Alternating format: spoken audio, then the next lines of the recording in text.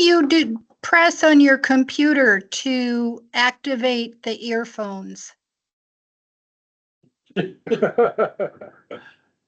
you use them when you're home. Yeah, I actually typically use my phone for my audio. Yeah. Because it's easier, so I often call in twice. And I use my phone for audio and my computer for video. Yeah, Huh. yep. Well, it's 6:30. Let's get the meeting underway. This is the Enfield Planning Board. It is Wednesday, March 12th. Calling the meeting to order at 6:30, and we are in the Enfield DPW conference room and also on the Teams video conferencing platform. Members present physically from my left. Eric Russell. Dan Kiley. I'm David Frack. Tim Jennings. Nate Miller. Fred Barthouse, alternates. Bill Griffin, alternate. And on Teams, we have, Linda Jones? okay, staff present. Whitney Banker, also alternate. Okay, Bill, would you like to be the elevated member for tonight, since Bill is not sitting here and I don't see him on Teams either? My At the present time.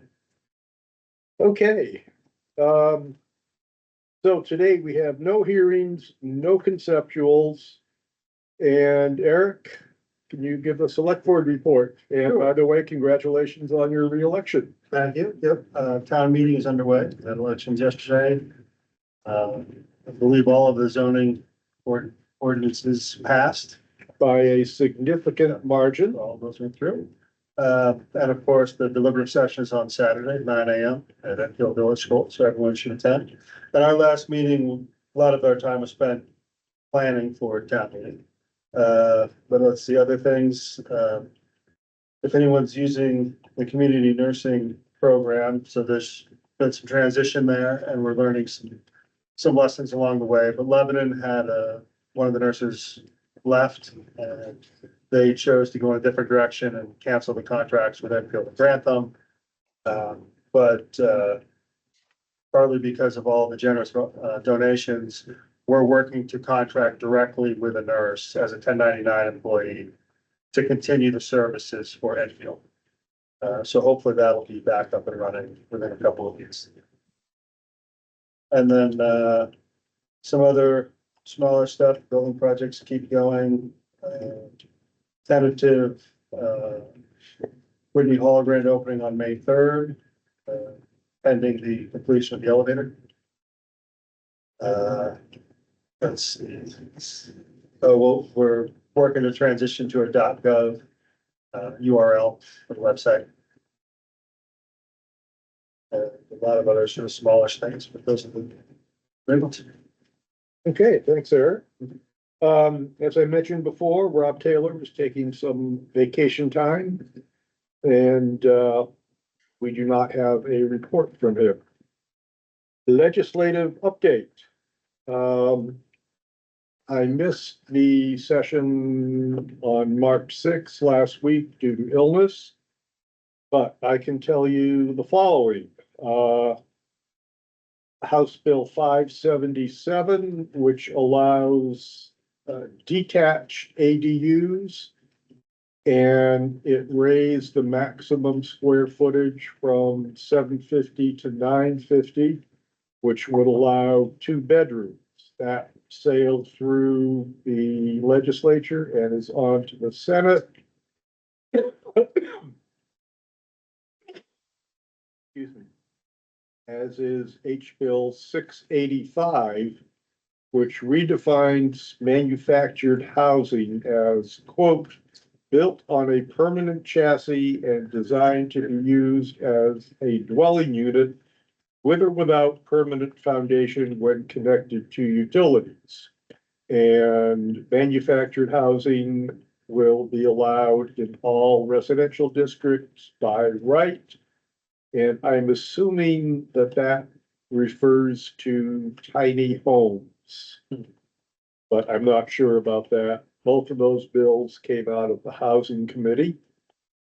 Tomorrow, we will be dealing with, HB 342, which eliminates the requirement for a variance if the lot size or percentage of coverage conforms to the density of 51% of existing buildings within a 1,000-foot radius of the subject property. And HB 382 eliminates the requirement for, let me say, changes the requirement for parking from whatever it happens to be to not more than one required per dwelling unit in a residential development. So that's what's going on that. So could we, question here, so we got these draft bills, they're in committee now, right? No, the ones that I'm talking about now, are or have gone through the House. Okay.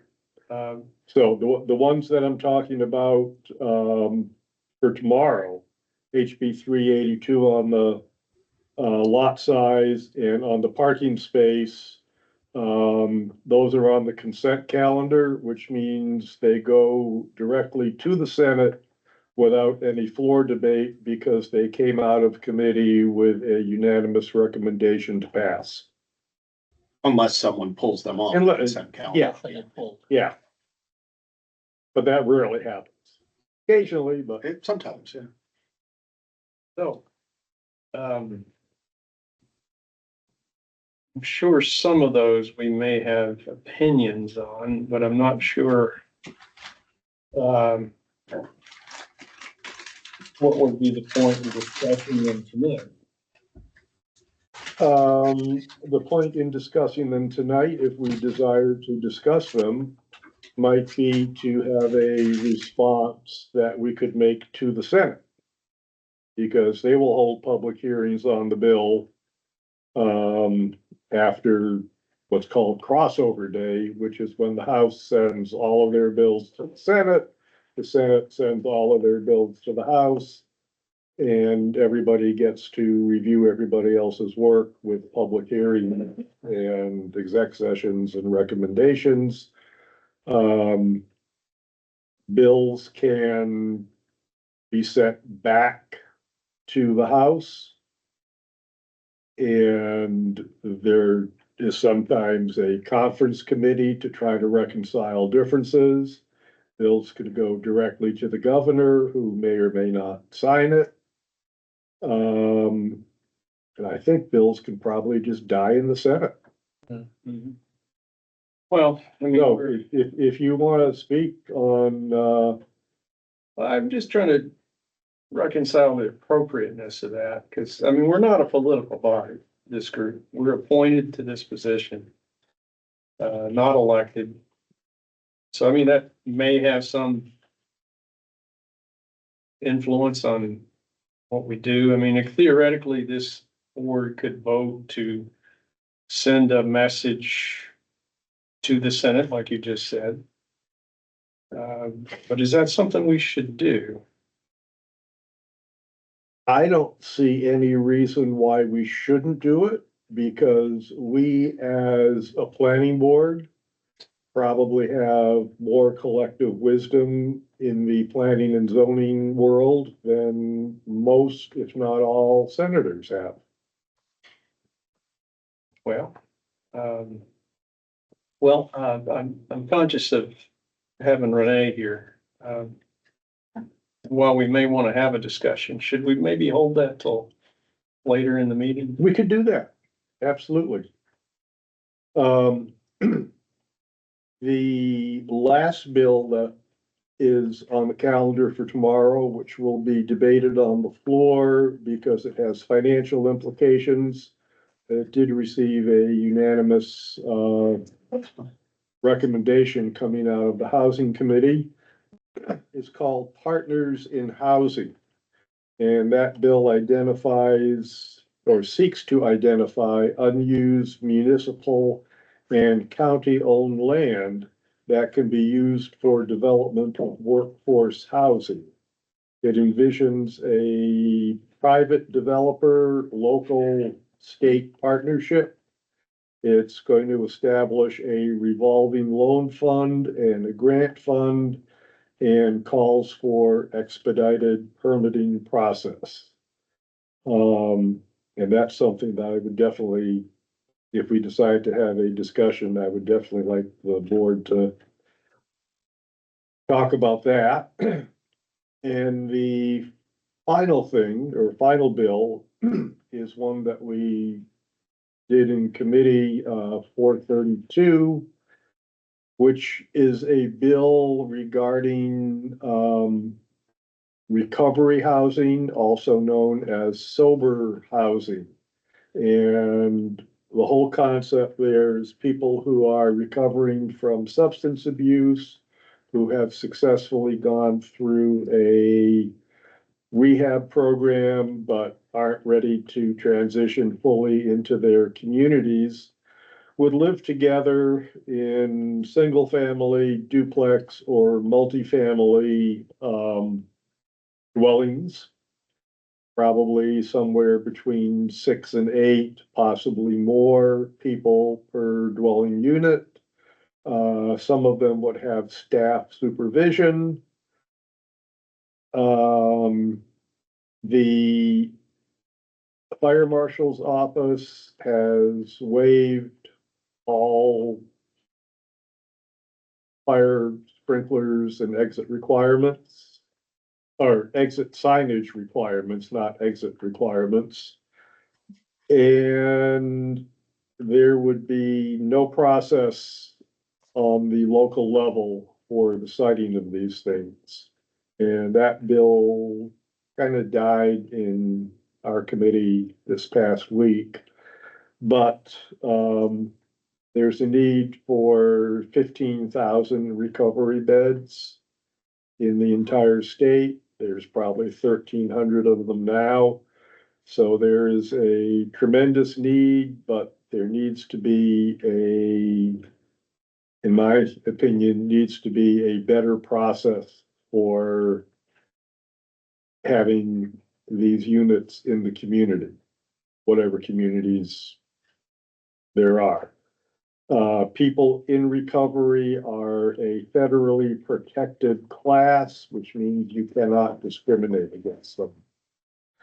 And that's it for the legislative report. We'll come back to that and the other ones a little bit later in the meeting. So let's also put the minutes off until a later time and get right to our old business, which is the HOP 2 grant. Nate? Can I just, one other item of old business before Absolutely. we do that? I'd like to just mention this because it's something I noticed in the, and something that I think the board should think about. So the warrant articles related to zoning all passed yesterday. And the parking one in particular has some language, I think, that is notable and that we're gonna have to think about now that it's going to be part of the ordinance. And in a few different places, you know, related to lodging and church and commercial, entertainment, industrial, et cetera, there's this clause in what was just adopted by the town that says property owners must demonstrate they are providing adequate parking and loading areas for the use intended. The onus is then placed on property owners to demonstrate to us, presumably as a planning board, that they are providing adequate parking for that use.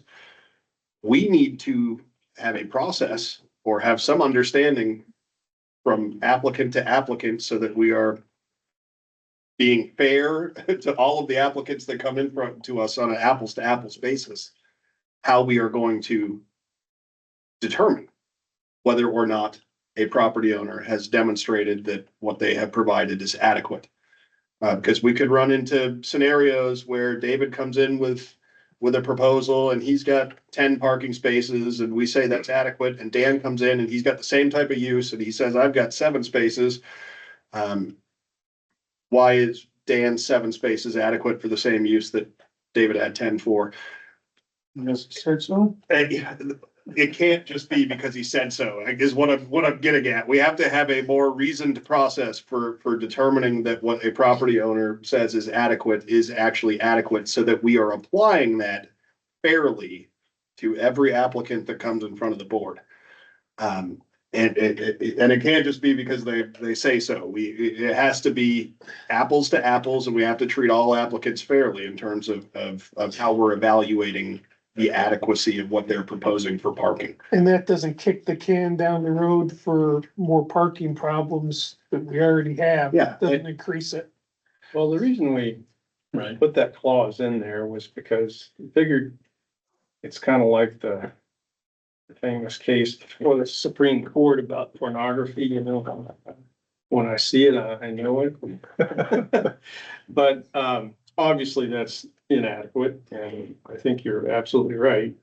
I would suggest, well, we can talk about that when we get to the parking section of the zoning ordinance and start debating what actually is gonna end up in the 2026 version.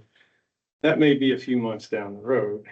So what you're saying is between now and then, You were gonna have applicants coming in front of us. Right. And with that, and I'm only bringing it up as a matter of fairness to the applicants that come in front of the board, that we approach the way that we are determining the adequacy of their parking fairly. However that may be, we just need to be, transparent about how we're going to do that. I would It's just- suggest we start with a definition of what constitutes an adequate amount of parking. well, we can't. You can't, because the problem is, I've got 20,000 square feet, I've got a grocery store, or I've got 20,000 square feet and I've got a furniture store. Yeah. Furniture store may need 5 parking spaces, the grocery store needs 50. Well, what I meant was. Yeah. We can't define anything unless it's already defined in the zoning ordinance, which it isn't. Right. So Well, Nate's right, kind of stuck with, okay, what does that mean?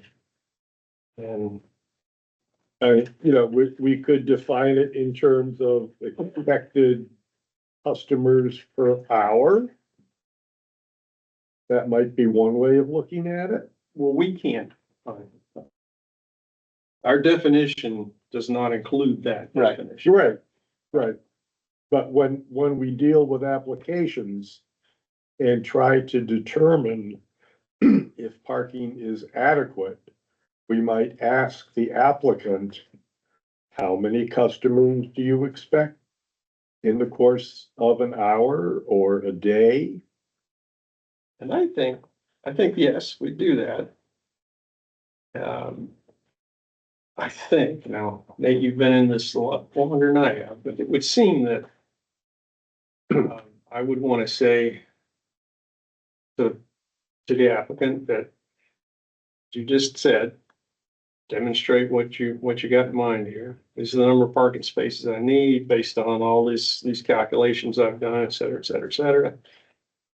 And maybe we're just kind of silent on the thing. Yeah. And then Right. if a person if one of the planning board members objected to that, or someone from the community, a butter, we could hear that argument. But I think in the end, the way it's worded, we probably can't really deny anything because because we don't think we it's pretty much left it up to the applicant, because it's their business and they're the ones who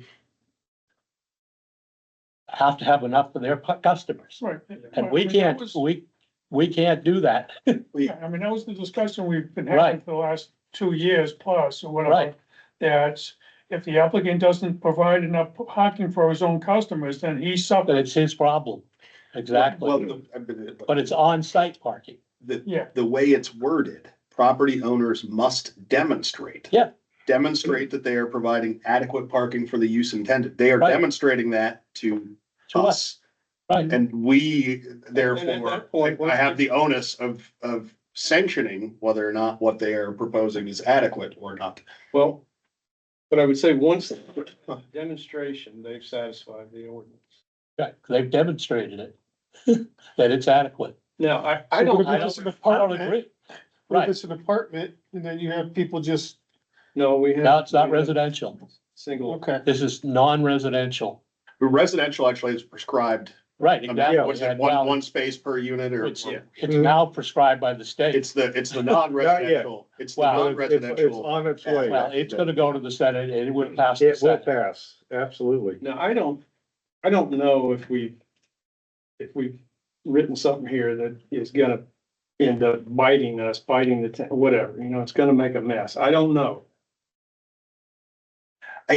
I'm willing to, I think, just kind of wing it till Right, we find out, but, I mean, if someone proposes a supermarket with 4 parking spaces and figures everyone's gonna park on the side of Route 4 and walk over there, I think we can certainly question and suggest and say, don't you think, and this is really not adequate. I think when it's really not adequate, it should be obvious. And while we don't have the language to say we're denying it because we don't think it's adequate. Hopefully that pushback would be enough to get the property owner to reconsider. Now yeah, I know, it's could be a fantasy.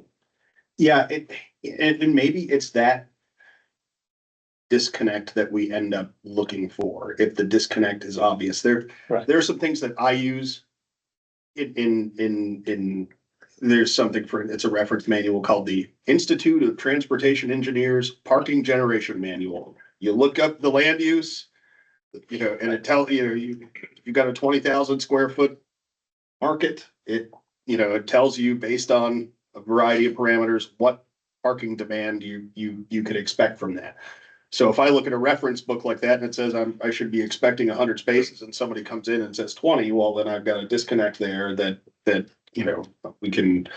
But beyond that, given this language, I don't.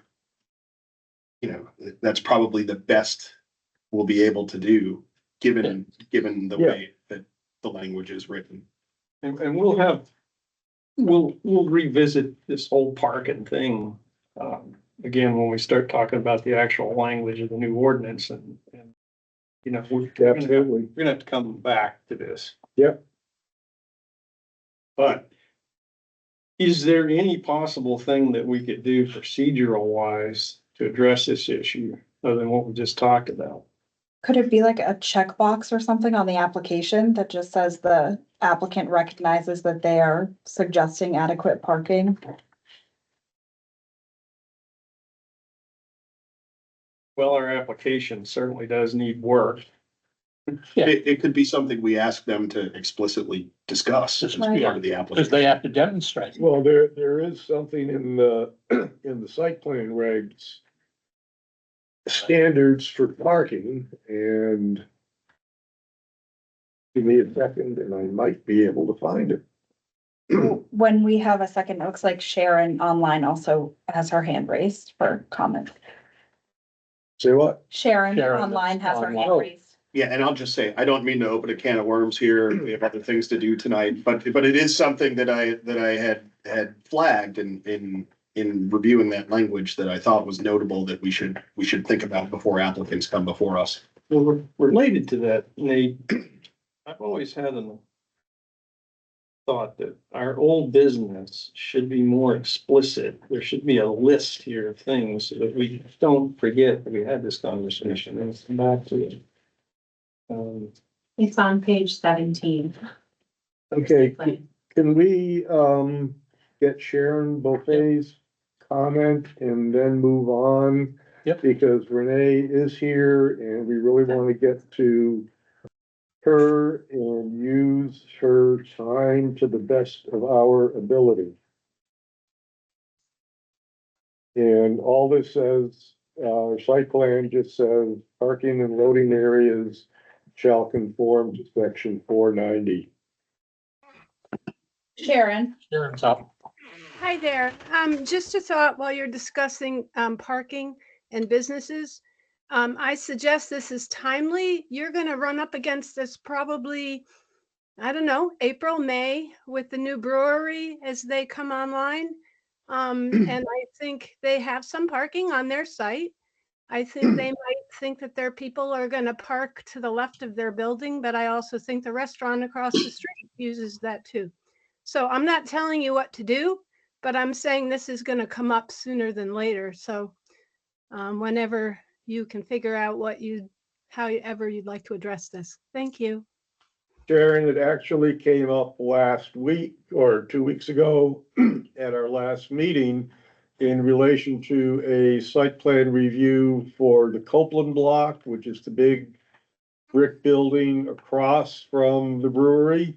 And they want to convert the upper floors to residential units.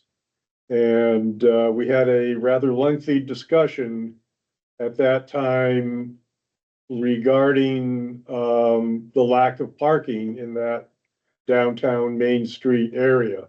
And if you want to go back to the minutes, I'm sure you'll find, or go back to the tape, I'm sure you'll find interesting thoughts that were put forward. Thank you. In addition to asking about number of customers, we need to ask number of employees. Mm. And Okay. to Sharon's point a little further, that whole area is parking. There's no parking anyway. regulation. So the brewery is exempt from, That's commercial, yeah, That's commercial. which again is a problem because they're gonna have customers. And their customers are gonna wanna park in front of the brewery. And there's only a very limited number of spaces in front of or in the municipal lot next to.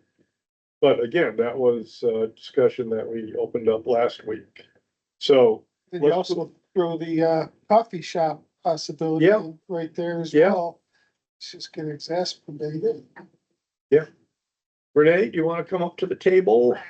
And we can start talking about our up to grant and zoning. Can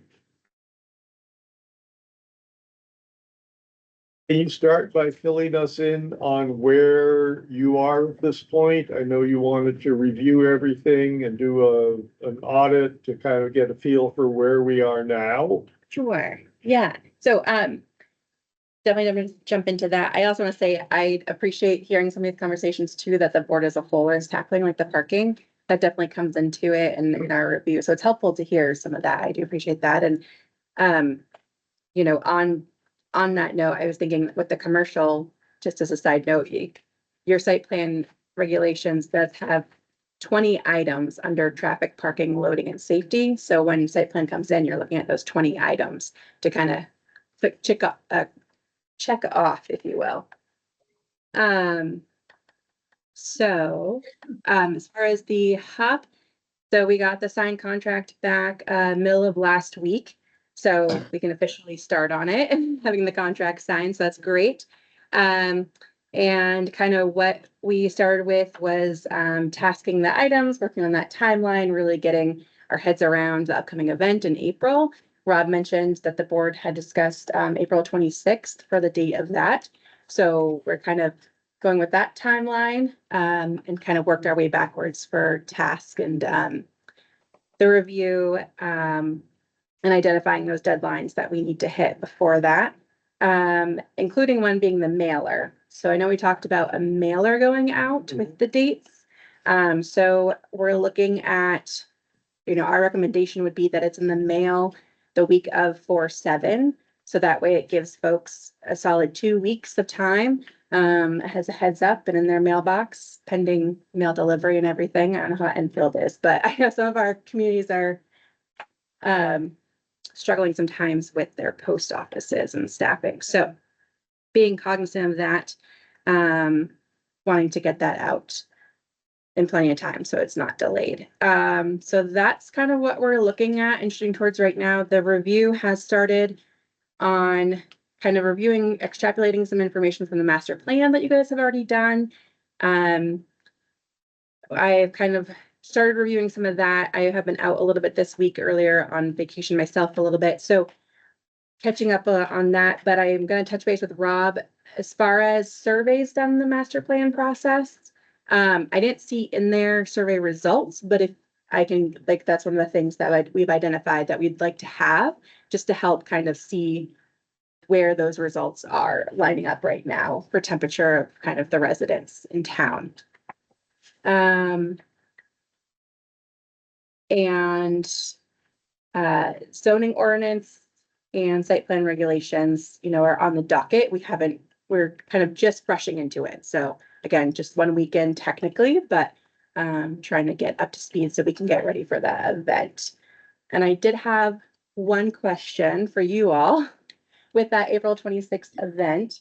And this, you know, take a couple minutes. I know you guys have a lot to get done too tonight, but and if you can't think of something tonight, feel free to shoot me an email. I think everyone has my email, or happy to get it to you. Just kind of like, what are one or two things that you're hoping to get out of that event that you would like, that maybe, you know, and during the master plan process was kind of a question mark or kind of looming in the back of your head, like, would really love to dive more into like this piece that people were answering or we got feedback on. Yeah, so 1 to 2 things. If you have thoughts on that tonight, happy to hear them. If you want to think about it and shoot me an email or call the office. Yeah.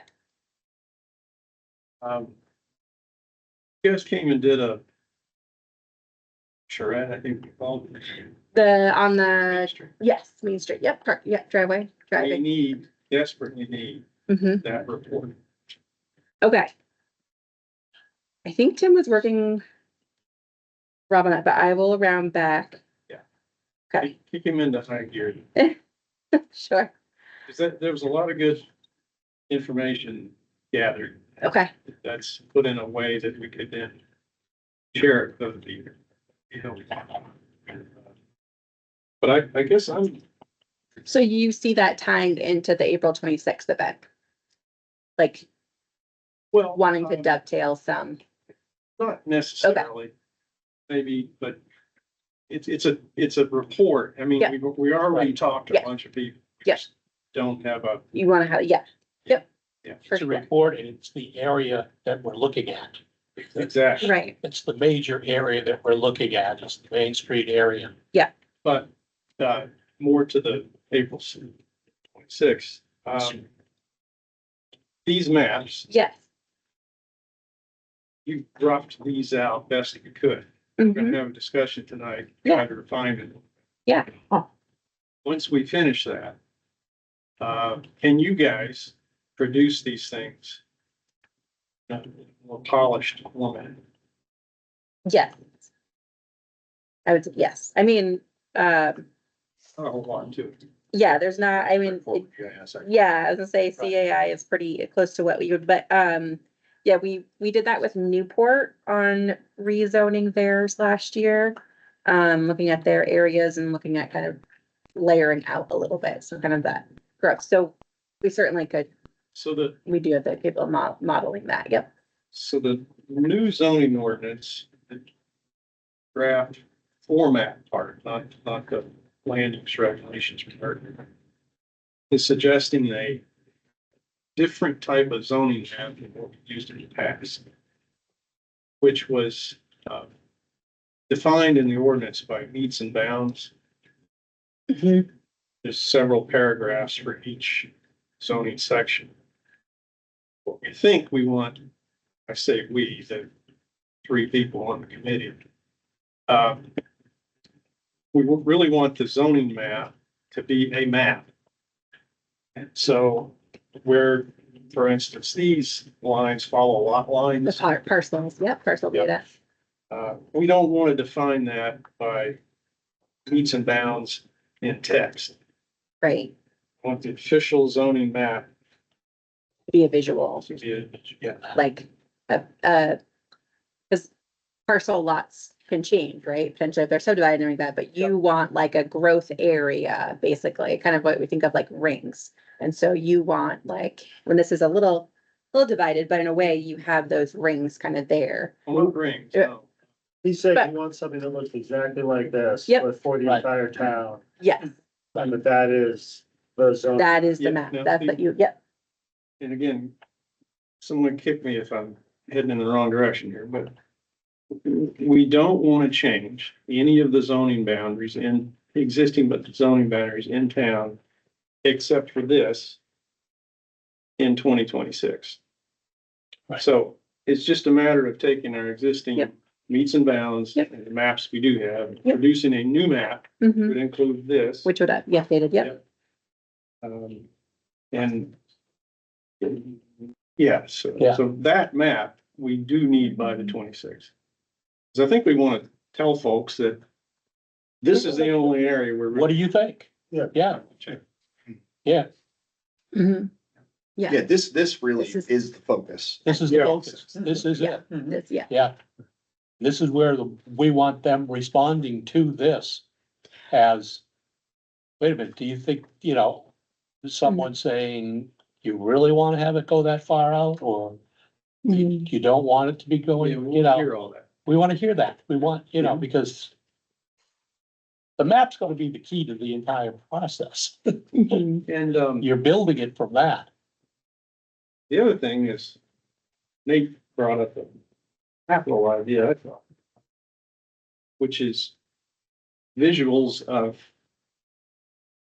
what does it look like in a residential street, say of a long row of, 1850s, 60s vintage homes, usually 2.5 stories high, Mhm. Right. gable much, Yeah. whatever, and it's typical street. Mhm. What does it look like when you put duplex slipped in there? Mhm. Or, the infill house. Mhm. You explain that a little more. I think I know, we did that, our colleagues and, Two Rivers and Mount Escutney with Keys to the Valley. So they did a mapping visual progress that kind of shows, here's today, and then you slide it over and go, here's what it could look like with some infill, and kind of that visual, I think I enjoy talking about the visual perception of, hey, it really didn't change that much, and realizing where opportunities are, where you're like, oh, that looks full already. And then all of a sudden you slide over and go, wait, we just added 4 units right there, 5 units, like how? But we're not talking Yeah. about visual of our existing town and Mhm. making that transformation, Okay, right? We're just talking Well, about so the one, examples. but the one for the Keys of the Valley is very well done. It is, it's very And it is Yeah. a very specific example, I believe in Wilder. Wilder, Mhm. right? Yeah, Yeah. it's a good example. And they contrast, it's well worth reading for anybody. Mm. It's a very well done visual. It's Wilder Village. It's a real example in the Upper Valley. Yeah. And then they contrast that with, I think it's a 5 acre lot, and they do a bunch of analysis around that as well. And the 5 acre lot happens to be an infield. But they contrast it too. So, Mhm. so Yeah. you could bring those visuals. Yeah, Yeah. yeah, Or, absolutely. I mean, if we could do Or we something could do something similar. like that here, I Right. think For would here, be that more would impactful Right. for folks to see, to your extent, the visual is super important. The map is what you're building, what you're shooting towards and what you're trying to create. And so having a visual within that mapping, I think would be huge. But I wonder, I don't think we really want to be, I don't think I'd want a visual of a street and infield. And a street and infield, what it might look like 20 years from now. Mhm. It's like, boy, because we're not promoting any one lot or any. The Wilder Right. one might be The adequate. one to use. Might be We the could one- do- Yeah, Yeah. I like Yeah. that. I Yeah. think you should check out the Yeah. Wilder example, Yeah. because it Yeah. is Really very good. well It's done. very Yeah. well done. Yeah, And we could, maybe we create it, we use the Wilder one and then we just kind of mock it. And we're not saying it's a specific street per se, but maybe we model it similar to some characteristics.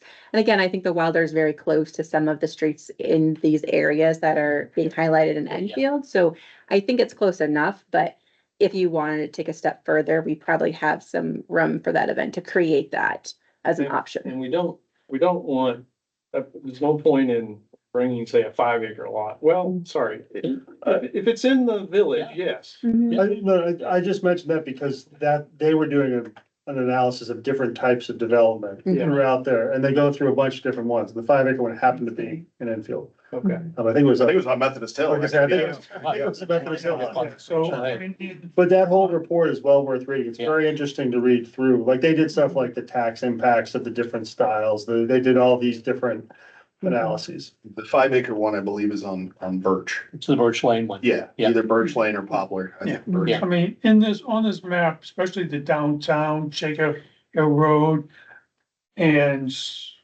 where is it, goodbye Union Street? I forget Pillsbury. what it's called, Phillsbury maybe? Pillsbury. I mean, as you're just driving down the road, you see lots that like, why isn't there a house there? Mhm. I mean, it's like someone's, Well, put one, yeah, yeah, I mean, it really looks like a house lot that's vacant. Mhm. And it's been vacant ever since I've been here. So maybe taking something like that and doing a multiplex right, but there. to your thing, Mrs. Cronin put a house in there. Right, There right, was an empty spot there. yeah. She put a house there. Yeah. And it fits into the, it fits But right put into a the, multifamily house. Right. Because that's what you're trying to promote. Not a single Yeah. family structure that replicates. Well, I mean, inside, it just happens to be Right. multifamily. Although I don't think we wanna use a particular street as this example, a particular street in Enfield and say, there's a vacant lot there, why couldn't we there's a property owner there that right, may have a lot of reasons. Right, why right, they right, want right, there. right. So we don't want Reason that why it's not like that. controversy. Yeah, All the yeah. more reason to use the Wilder the example. Wilder.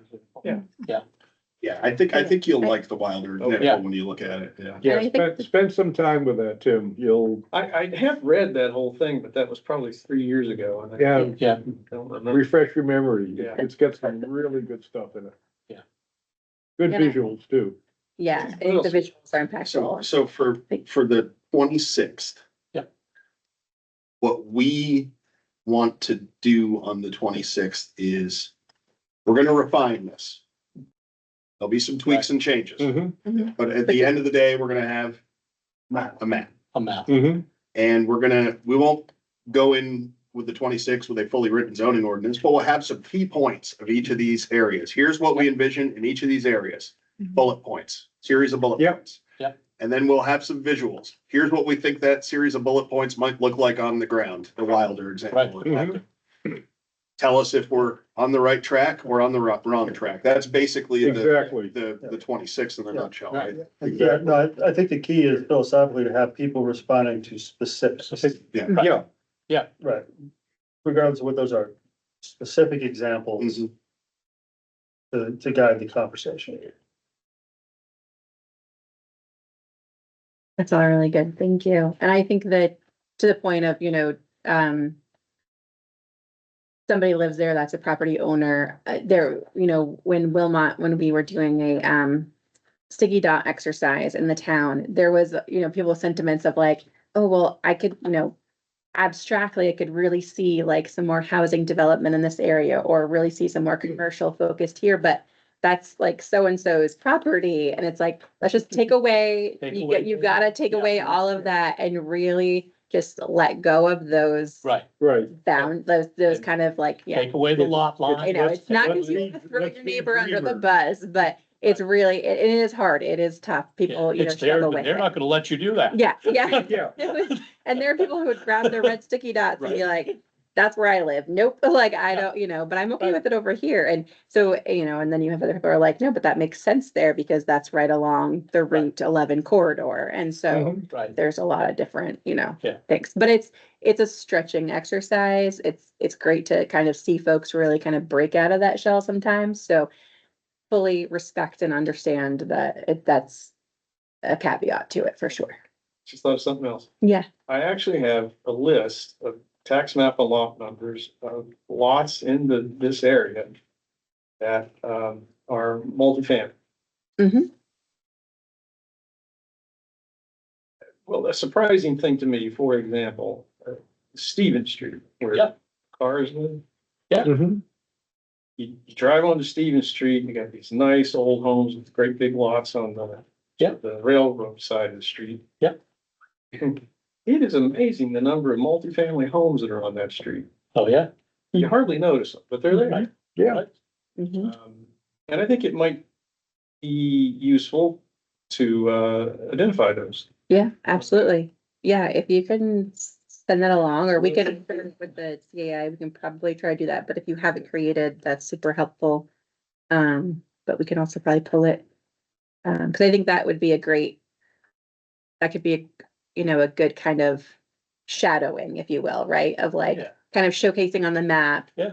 Hey, did you know that these exist here? And like, to your point, people are gonna be like, Well, no idea, you didn't could- know. You could put the street without putting the street name, Mm-hmm. because people wouldn't think that was Stevens Street. With all the multifamilies on it. Well, I mean, as far as showing a map with the existing conditions, I think Right. we could do. Yeah. Yeah, put the street names and sort of Mhm. thing. I don't- Right, and that might help counter the mindset of when someone says new multifamily, they Right. think a box. They think of 6 apartments in a Yeah, square. yeah. And And not a, and not a Victorian that They they've think made, of the box, and and not, the stories high. well, A couple of those are boxes, right, but unfortunately, but when you say multifamily, they don't think the Hughes house. No, right, yeah. and there was one of your competitors made a comment, paraphrasing here, of course, that most people are concerned about what gets built next to them. Right. Until they see until they see a visual of that. Mm. Is that right? Mm-hmm. And so. The unknown, that's. Yeah, Mhm. I mean, we've got a large development occurring, like right here Mhm. with giant buildings. And I don't think in our visuals we'll have that. Mhm. We'll have that, but I suspect, where am I going with this? Never mind. That's okay. It's good to, no, it's good. On the what exists today train of thought, in the previous half, and again, forgive me if was there anything done, or in the previous master planning, there was in the master plan some highlights of data of like what exists today, what the housing, what the stock is. There was some of those I noticed. So I was, one thought, typically what we want to do is kind of bring that to the light of what does exist today in Enfield. Where are we at, right? Like, where are we baseline? Mhm. So I don't want to repeat too much if that's something that in the previous hop was done a lot in engagement outreach. But I think it's valuable to bring to this event on the 26th, but I just wanted to get your all's take on that in this conversation. I don't think that our public engagement in the previous HOP grant was particularly Mhm. successful or even Informative. well organized. Okay. So I think my personal opinion, and board members can chime in. My personal opinion is that we should put that behind us. Mhm. And when you start to pull things together, Mhm. consider it to be a first time effort. Okay. Is everybody in agreement with that? Yeah. Yeah. Okay. But I think highlighting the stuff that was in the master plan Mhm. is good, because I don't think there are many people who actually read a lot of the statistics in the master plan. Mhm. Well, Some great data in there. because I've been playing with this for a while, I actually pulled all the excerpts out of the master plan, and they, Yep. but even. Yeah. Here. In Mhm. support, Send yeah. that too. Yep. Yeah. Yep. Just phrases and clauses and whatever. Yeah, good. Well, Okay. and like one that people don't realize that would be valuable to highlight is the household size and that decline. Yeah. That's directly related to the quantity of It is. housing that's needed. It Yep. is. People saying, well, there's no way the census went down because look at all the houses we added. Right. Yeah, but your household size went from 3.2 to 2.4. for. Mhm. Yeah, it's what we call overhousing, right? We're Right. overhoused, where. Yeah, Mhm. And the population of the village, I think is also important. It's somewhere around 1,200. I have those numbers pretty accurate. Worked with Julie a few months ago to get that. I'll get that to you too. Okay, population of the village. Okay. Mhm. And I think that's probably where we need to start. Yeah. On the 26th. Mhm. right. The opening remarks for Yep. 5 to 10 minutes or something where you set the stage, whoever that may be, that's gonna set the stage. Set the stage by saying, the town just went through all of this effort and saw all of this input and developed this master plan, and it's a policy document. Here's what the master plan says, and we are trying to implement it Implement. Right. through, you know. Yeah. We're giving you what you asked. Yes, and Okay, continue on. and then you Yeah. go into, here's how Mhm. we're proposing that it could be implemented. Mm-hmm. What do you think? What do you think? Yeah, especially it's when the individual starts pushing back and saying, I don't want that in my neighborhood. And if you can point to the master plan and say, well, the town thinks that's a good idea to be in this physical part of town. Because that's where the services are. Yeah, right. It's, well, I I appreciate your individual concern, but for the good of the town, this is where it needs to go. Yeah, and you certainly could follow that with, whatever we do, the way we address your concerns is not by prohibiting something here or over there. It's to make sure that it fits with the character of the neighborhood and whatever Right. that means. And we're gonna And the develop growth. rules that Mhm. define all of that and setbacks and so forth. I guess. And there are significant differences between the different colored areas on this map Yep. and what should Oh, yeah. happen in the different colored Yeah. areas on this You map, bet. so. Another piece, Tim's very nice height study would Mhm. be a nice part of the intro, 5 to 10 minutes. Too. Okay. But Yep. here's what's on the ground today, Mhm. how tall buildings are.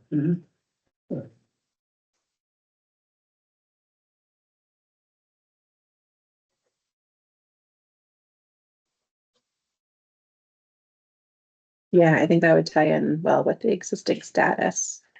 So, yeah, that'd be great. Okay.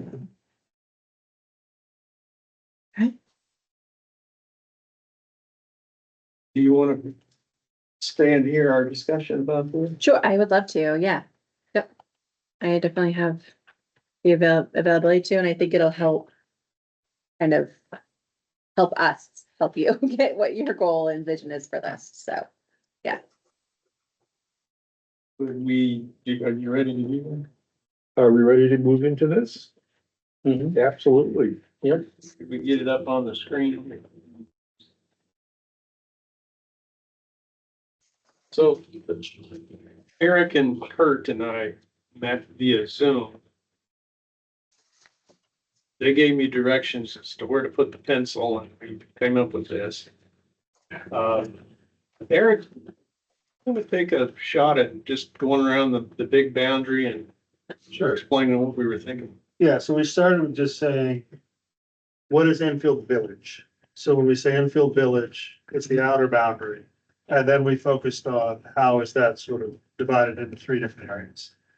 And we started over on the corner of, Canaan Town Line and Route 4. And we came along the rail trail. And we figured that anything on north of the rail trail has water and sewer. Items south of the rail trail, certainly nothing's hooked up. There's really only 2 or 3 lots. That seemed like the right boundary for between those 2 zones. And then we got to, Connell, and we crossed over at the old road there and went straight down Westcott Road, because everything that's shaded has access to water. I suppose the ones in the R1 do as well. We put the boundary right along the road. Mhm. Yeah, Eric? Yeah. For Renee's benefit, because I don't think Oh, he knows okay. all the streets. That's a good point. Because it started here, Okay, yeah, and this is right along the rail trail. yeah. And then we came, there, long ago, there was a bridge here. And so there's a little road here, and there's a road here. There's no bridge there now. Right, But we followed that, and this whole section has water. okay, It does not have sewer over here, but they have water. okay, And then from here, we had a lot of discussion about where to go, Livingstone Lodge versus Shaker Hill Road. And ultimately, we decided to come down Livingstone Lodge Road. Because like this lot, you know, a lot of the lots either span the whole way.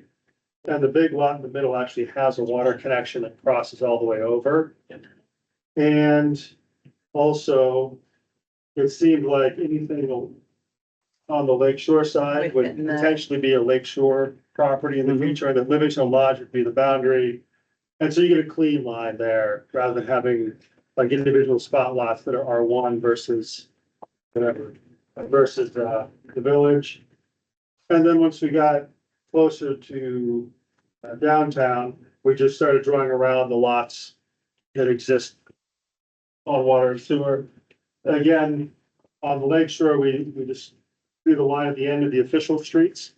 And with the thought that anything that was between the official end of the road and lake would currently be in the R1 and potentially in the future be in a lake shore district. And then we crossed over, basically took out everything, crossed over the bridge, went just over to, what's that road? Oak Grove. Oak Grove Street. Oh, And that's where it's what's up. But yeah, then we I think stayed along the rail trail for the outer boundary, again, the rail trail the whole way. Mhm. Again, there's only one house, I think, existing on this side. Yeah. And the rest would be Lakeshore R1, and you wouldn't want housing on those lots, even if they were allowed. And then down here, again, we left these in the R1 or potential Lakeshore. And we came up around these residential lots. And then like, here's an example, we went from a quarter of the boundary to a corner boundary and just drew a line across this larger lot. And then we followed the boundaries up. This lot on Route 4 is the roller rink. Mhm. So we took it up to the roller rink, and that's where we drew the boundary. And then we just followed the closest lot line on Route 4. And then followed back. And what we did here, so this is a point of question, is we said we're drawing a line for what's there today. There is no application currently. And our idea was we'll draw what is there today for the discussion. And then if development were to happen in that section, it would probably be, you know, that line would move to the boundary of their parcels. Mhm. But for today, this is what Enfield Village is. And then we just made it Main Street and then went the whole way of the Canaan Town line. So that was our sort of logic for how we made the decisions on the outer boundary of what is Enfield Village. So everything with the water and sewer is inside. There are properties that do not have either. There are septic and well properties, but try to draw a clean, easy boundary. And also those are properties that could potentially have it in the future, should the property owner make that choice.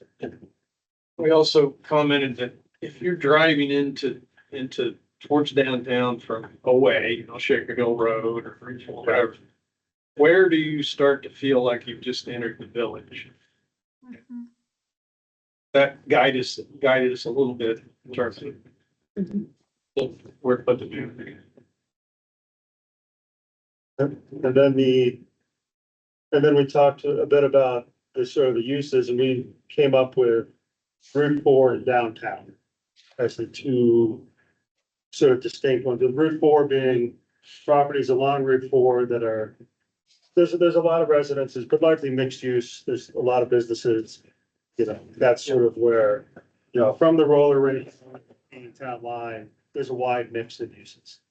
And we drew that by going basically to the back boundary of the properties that bordered the road itself.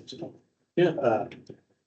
And then, and we included the Baltic Mill because it's a very similar property to what's out there. So we included that in the Route 4 area as well. And then the downtown, we had a lot more discussion about how you draw that boundary. But you can see we did sort of Oak Grove around. We included the village school because that's mixed use, not a pure residential. And then again, sort of took the closest boundaries around, we included, Jake's. yeah, all of Jake's, the post office, worked our way around the Hewitt House, included Ann's place. And there was, a lot of discussion of how do you sort of connect from there down. Partly for the cleanliness of the boundary for this discussion, we just went right down Baltic. As the boundary between those two. We crossed the Patton Bridge. And then we had discussion here, we came down Union Street and connected back into the village on Union Street. Sorry, on Shaker Hill Road. There. But that's sort of our logic. There's a lot of conversation around that. But that's where we sort of ended up after an hour and a half. I'm generally not in favor of zoning district lines that follow lot lines because they tend to change over time. But I see your logic and you've got me convinced. This is done with quite a bit of thought and it makes sense. So great job. Thank Tim and Kurt. They did a Great job. Yeah, I would agree. Yeah, I opened this the other day when it arrived in my email and looked at it. And I've got a couple of suggestions I'll make, but, I thought I could follow the logic pretty Right, quickly in exactly. terms of how Yeah. and why these were drawn the way they were. and it made sense. Yeah, it definitely, it made sense. It made more sense than we're going to base it on the altitude in the conservation district. Right, yeah.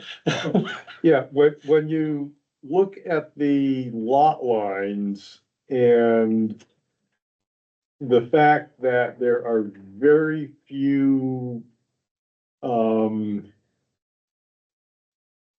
similarly shaped lots within the entire district that we're looking at, it just makes a lot of sense. And And there's only about 5 or 6 lots where we had to not include all of the lot. For instance, the Laramie Farms properties.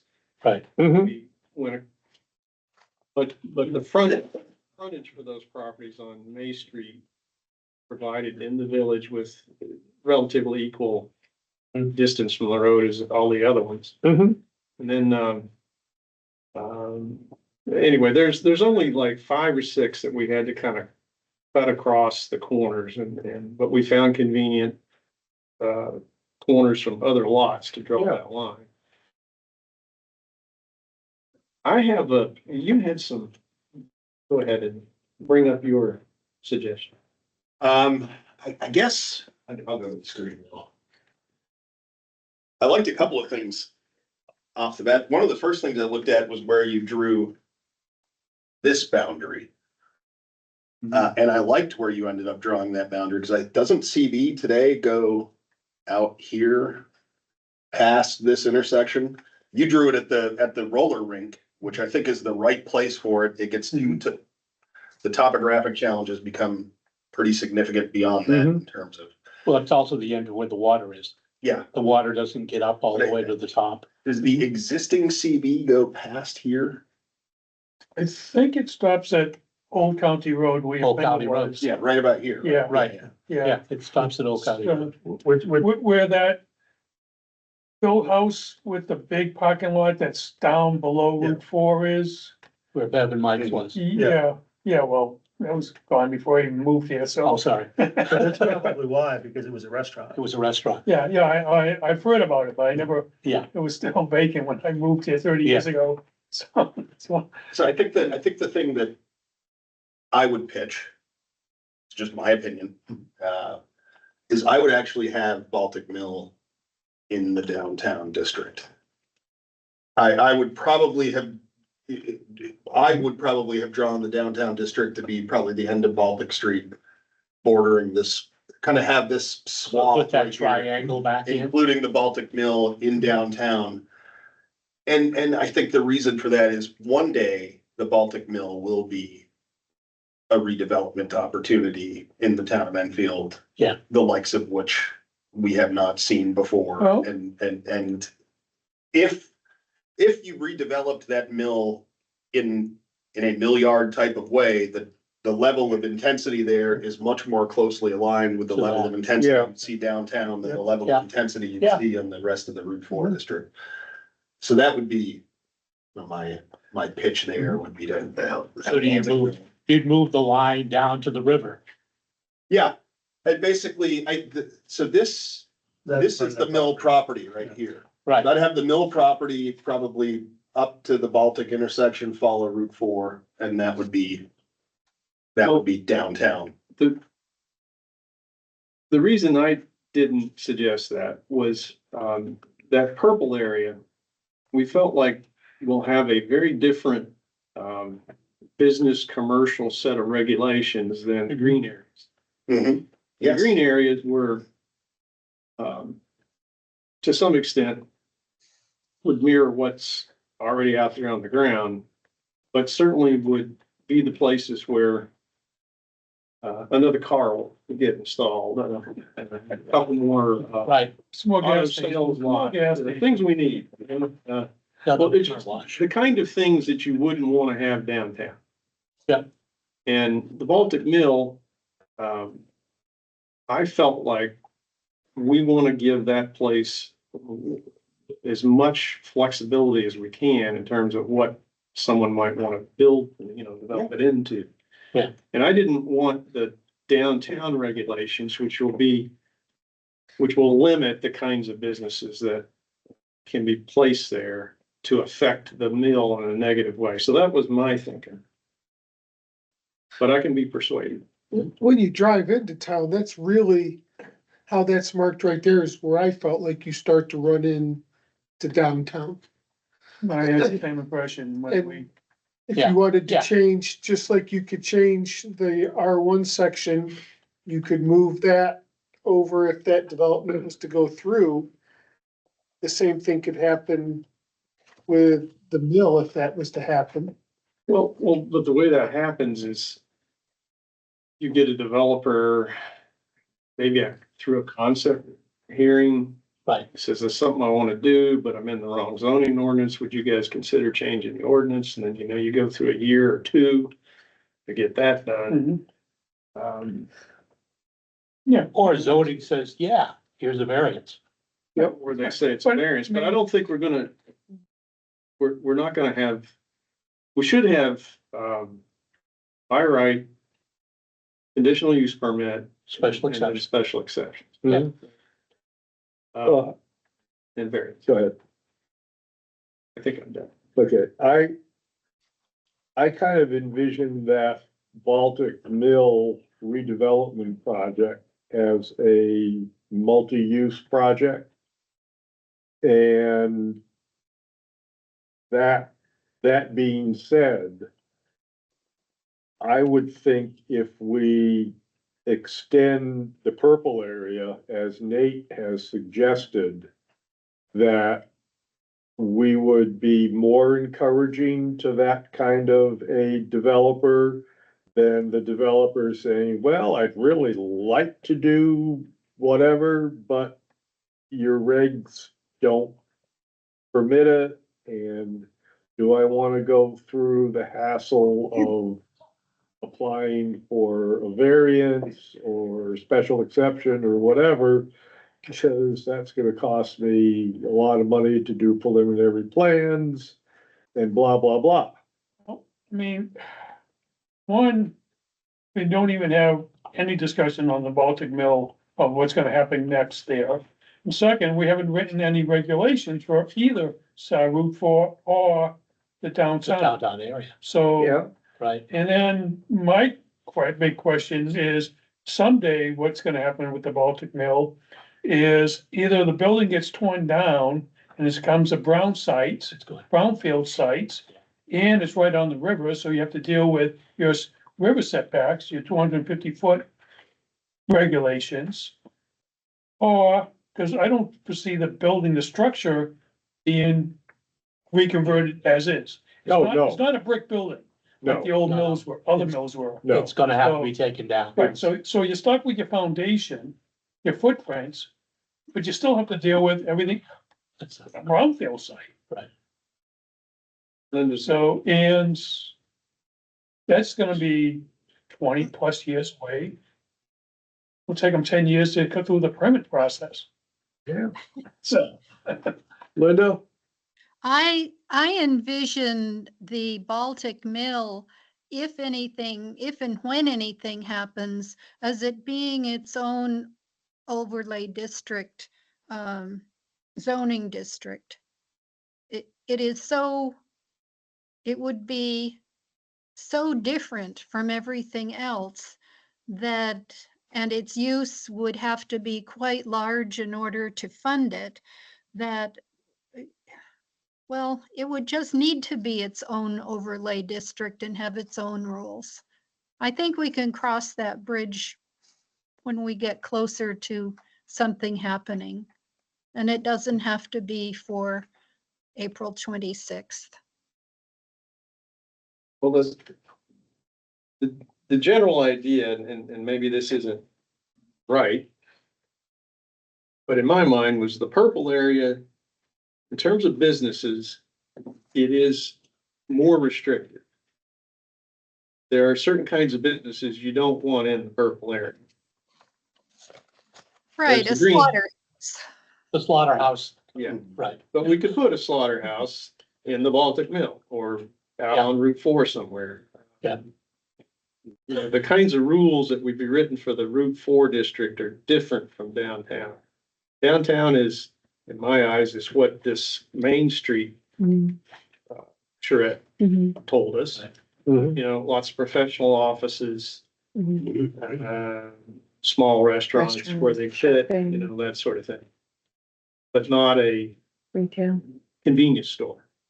Yeah, well, although we have one there now.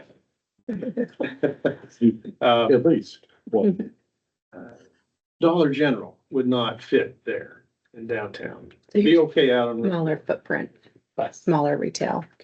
Yeah, maybe I'm dreaming a little bit here, but I do have the good fortune of seeing the Manchester Mill Yard every day and what that has become and how imaginative they were in the reuse of what was not a very nice area once upon a time. Right. And, you know, in my mind, if that ever redeveloped and somebody really wanted to do a good job of that, and you had something that paid homage to Enfield's mill history being redeveloped in that parcel, and there was an engineering firm in there and a restaurant and and housing and, Or, professional offices and or a to powerhouse. me, that's a how I would, powerhouse look. yes, exactly. Powerhouse look. Exactly, like that sort of Right. look. Well, then you, That to me ties in, if it redeveloped it in that grand of a way. That to me is more of a downtown type of. Yeah, I agree. use I than a- agree. Than a commercial strip Route 4 type of. Yeah. use. well, I mean, back to earlier comment was, if and when that comes before us, we can just say, okay, well, you need us to change the boundary line. And we go to town meeting to do that. well, yeah, we could do that.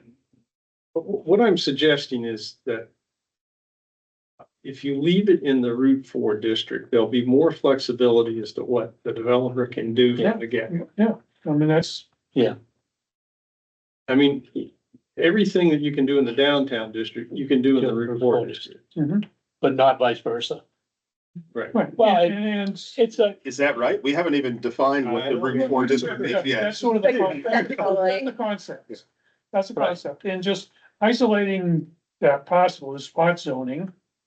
So you would have to incorporate it's a, Well, I mean, I think we're just getting way ahead of ourselves. Let's face it, it's a weird looking piece of property too. Yeah, but I think the question here really is how do we want to present this on April 26th? We want to Right. present that as conceptually village-like or with the larger flexibility of sort of the It's expanded part of Route the- 4 district. Yeah, Personally, I'm comfortable either way. Yeah, I think there's very good reasons to do both. I don't think we're gonna make a huge mistake one way or another. No. So I think mean- that, cause I think that without having anything specific, Tim's probably right. There's probably gonna be more flexibility out on the Route 4. But I think Nate's also right, that if you were to envision what would it be, it'd be a downtown property. Yeah. Yeah. So, you So, know, so I'm fully comfortable either way, whatever. we could present it as being part of downtown on the 26th. And if people say, why is that downtown? We can listen to them. right. I mean, you know, this is a dreaming session and We can even spotlight it And and ask them, Yeah. what do you want? Yeah. What do you think? Should this be part of the downtown? Cause we're looking at, what do you think that's going to be in 20 when years, something happens? Cause something's gonna happen. yeah. Well, if we do that, I think it was pretty questionable to us, I think, and characterizing it right, about what happens here. I mean, should the downtown, extend up a little further, capture all this or not? These lots along here, we do have some commercial. Yeah. So several apartment buildings here. You got the Garage overhead door. doors. Yeah. Kind of a large lot there. That's probably the painters. No, that's. You know, Tim, one of the things about our downtown area, as I envision it, is that it's walkable and bikeable. And That's not. if we stay south of Route 4, Bring this purple right in. yeah, So Yeah. back here. yeah. Yeah, That was my thinking. yeah. Okay. Yeah, it's not. Yeah, and then keep the north side as Route 4 district. Yeah. Do you have a comment or did I just forget to say? Linda, do you have something to comment? I think she got to take her hand out. The only suggestion I'd make is that these housing lots are accessed off Baltic Street, so we probably want to draw the line. Yeah. More along the back of those property lines. Yeah, Uh-huh. Because those, right, on one side of the That's the property line, they go to Route 4, on the other side, they go down to Baltic. right. Mhm. Yeah, It's a steep slope here. You're probably not gonna. you're not gonna Well, be. no, but those, certainly some of those are accessed off of Baltic. Whichever road they access off, it would make sense they would that district. yeah, yes, they are. Yeah. Can you put up the map, the other map that has A little that bigger. blow up of that area? That's okay, yeah. And I think, as you guys were talking about that, something I thought was the walkability and kind of, it is There's another. spot zoning for that particular parcel. But I think again, you're visioning for, Commercial district east. Oh, okay, yeah, Yeah, that one. the one that's mostly green. Yeah, So the purple would go to. well, there you go. Don't touch the screen. This Like line that. Yeah, and capture. yeah, I think that. I think you include 21, so I think it's a. Well, you can just do a straight line or just include 21. Yeah, it captures 21. Yeah. Yeah. Oh, actually, you want this. Oh, okay. That's a marker. okay, thanks. Yeah. Yeah, Persuaded. yeah, Could we look at, the other map? the one that says downtown district west. So, Yeah. I don't like this. I just state my argument. Eric. Please Yeah. define this. I'm not Okay. seeing the map you are. Union Street. So I'm on Union Okay. Street, driving down Union Street towards the Shed Street. Yeah. Okay, and on my left, I've got nothing but residential homes, and on the right, nothing but residential homes, and then you got the fire station. Yep. And so I envisioned that when that building's sold and torn down, that residences would go in. Keeping with the theme of the street. And you're gonna give a different, Oh, yeah. so I don't like this. I would have used the rail trail. And I'm not even sure. I think on Saturday, you were suggesting the river. Did I? Yeah, Yeah, the fact is, I wasn't even putting Depot Street Right. downtown. Right. That's right. Yeah. The whole thing was, you know, fair green. Yeah. But A lighter green. Well, and so my counterpoint was that it's been a mixed use area historically. It's a mixed use area today. Yeah. So today it's got a fire station and an ambulance building in there. Historically, those were both commercial properties. Yeah. And also that section of the rail trail for the property owners there have a unique potential for businesses that service the Yeah. rail trail. Yeah. And so I think including that in the mixed use downtown area as opposed to the more pure residential Enfield Village District made sense to me. Yeah, absolutely. And so Okay. we made sure we brought this up for, Yeah. because there was this, And, and Kirk can give his view of his. well, no, I agree, and something that I've been playing with my mind is it would be, to me, ideal if and when the old fire station property gets sold, it's tied to the depot building. So as a package deal. Because you can walk across you can't drive across, but you could walk across the rail trail. And they're right there, you see each building from. So developed as a package deal type of thing, and they complement each other or whatever the developer wants to do. although only one of those buildings has any architectural significance. Right, but the fire station lots would be your main thing, and then you have hopefully solve the problem with, what do you do with Depot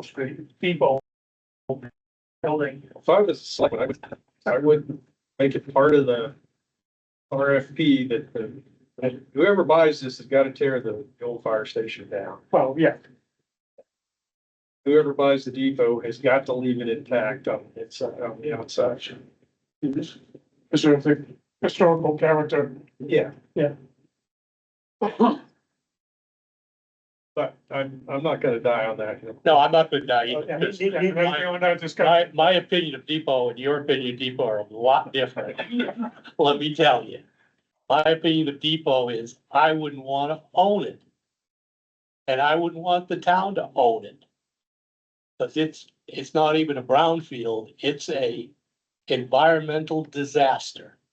Are you talking about the old fire station? No, I'm talking about the old depot, Oh. The ambulance building, the ambulance building. not to mention the Go fact. down, go in there any spring day, starting probably right about now. If you go down into the basement, there's a sheen on the water. Because it used to be an oil depot, Well, and we don't own the land.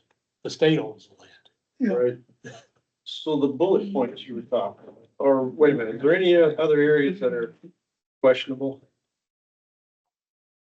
Consensus, we're sticking with this, right? I think so. Yeah. Yeah. The way it's drawn here, Except we're gonna extend the purple out in. extend the purple out to Baltic. Yeah. Right. Are there other changes? I think so. I mean, that's a natural fit for the village. I think so, yeah. I think so. So bullet points for each of these areas. Do we wanna? We got time to chat about them? We've got another 35 minutes. Yeah. Or more if we want to stay. Yeah. Nobody's kicking us out. So the, the yellow area is the bigger area. Well, first, I think the purple and green should be an overlay district on the entire village. The yellow. Because I think whatever we write for the village in terms of housing regulations would apply to the green and the purple as well.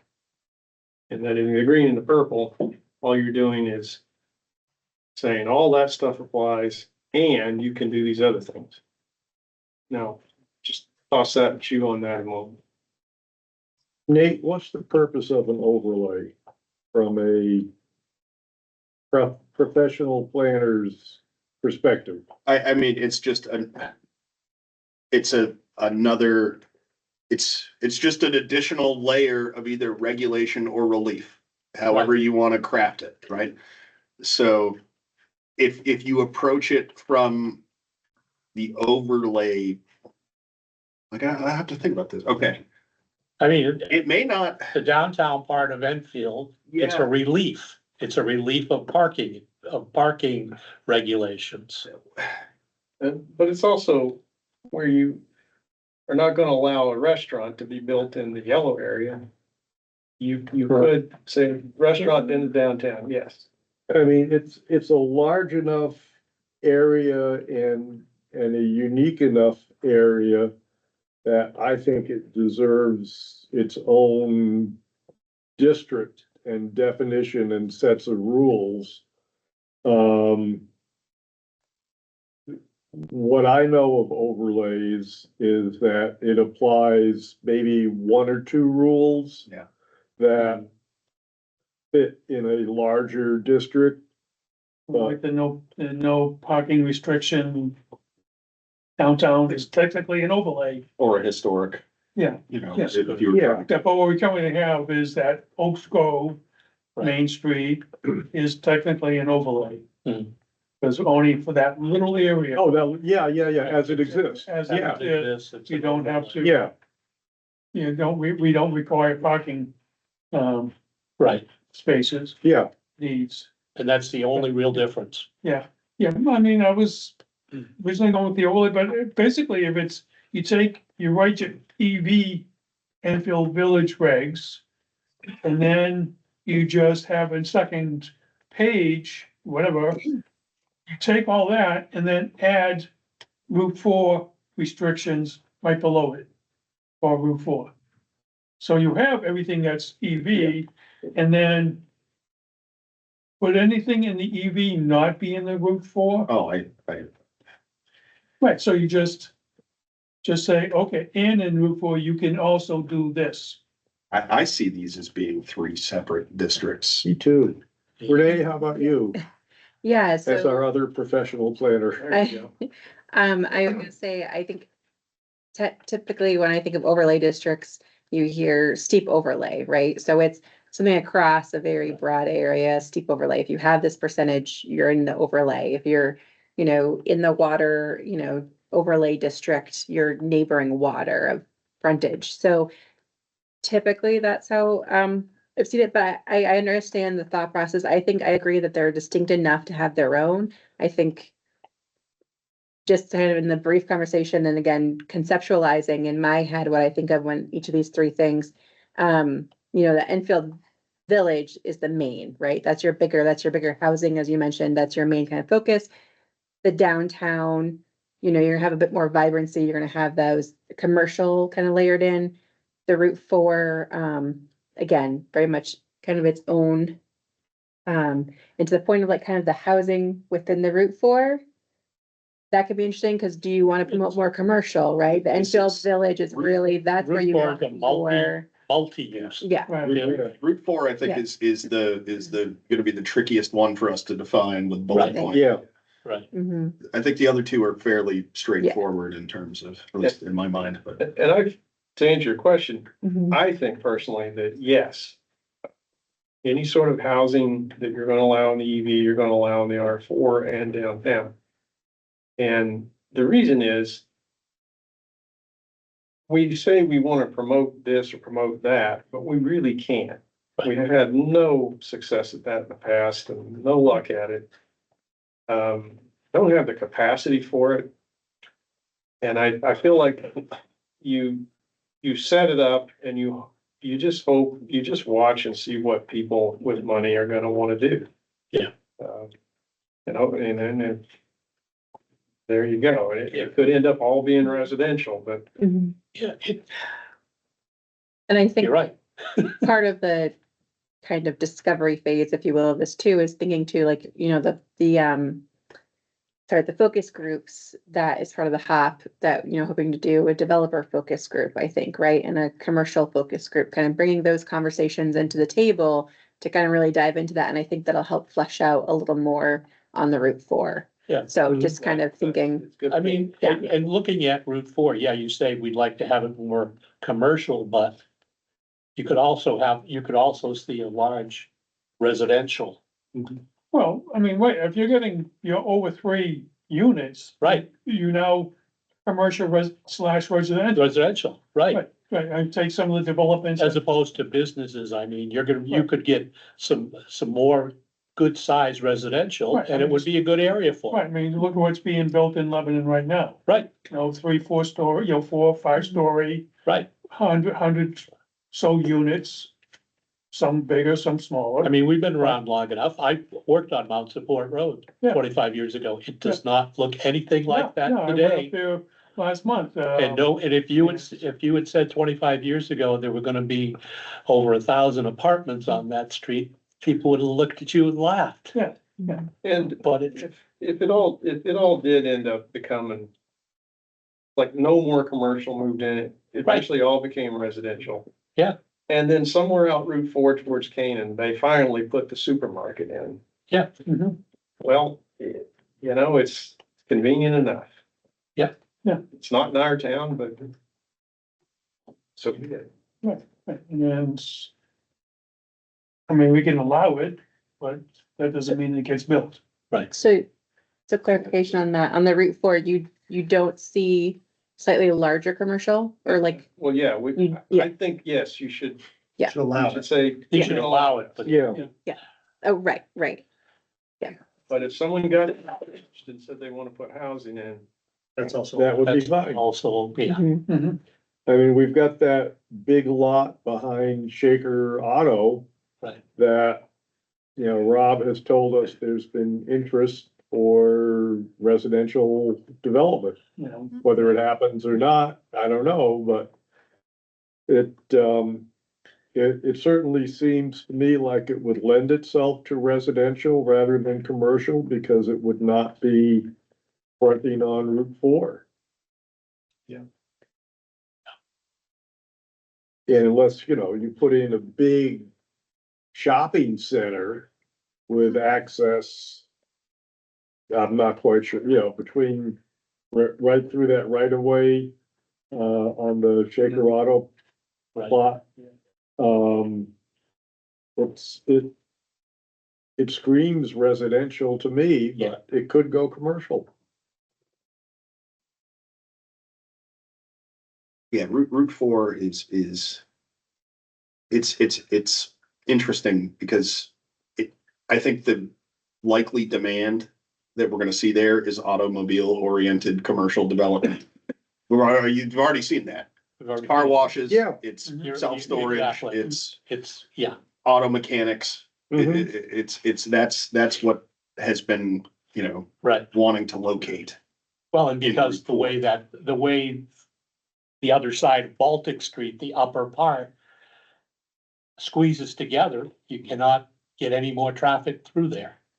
So I think that the thing for us to think about when we're crafting bullet points for Route 4 is, okay, it's clearly the place where if we're going to have automobile-oriented commercial development, Mhm. that's the That's where it's logical gonna be. place for it. Mhm, yeah.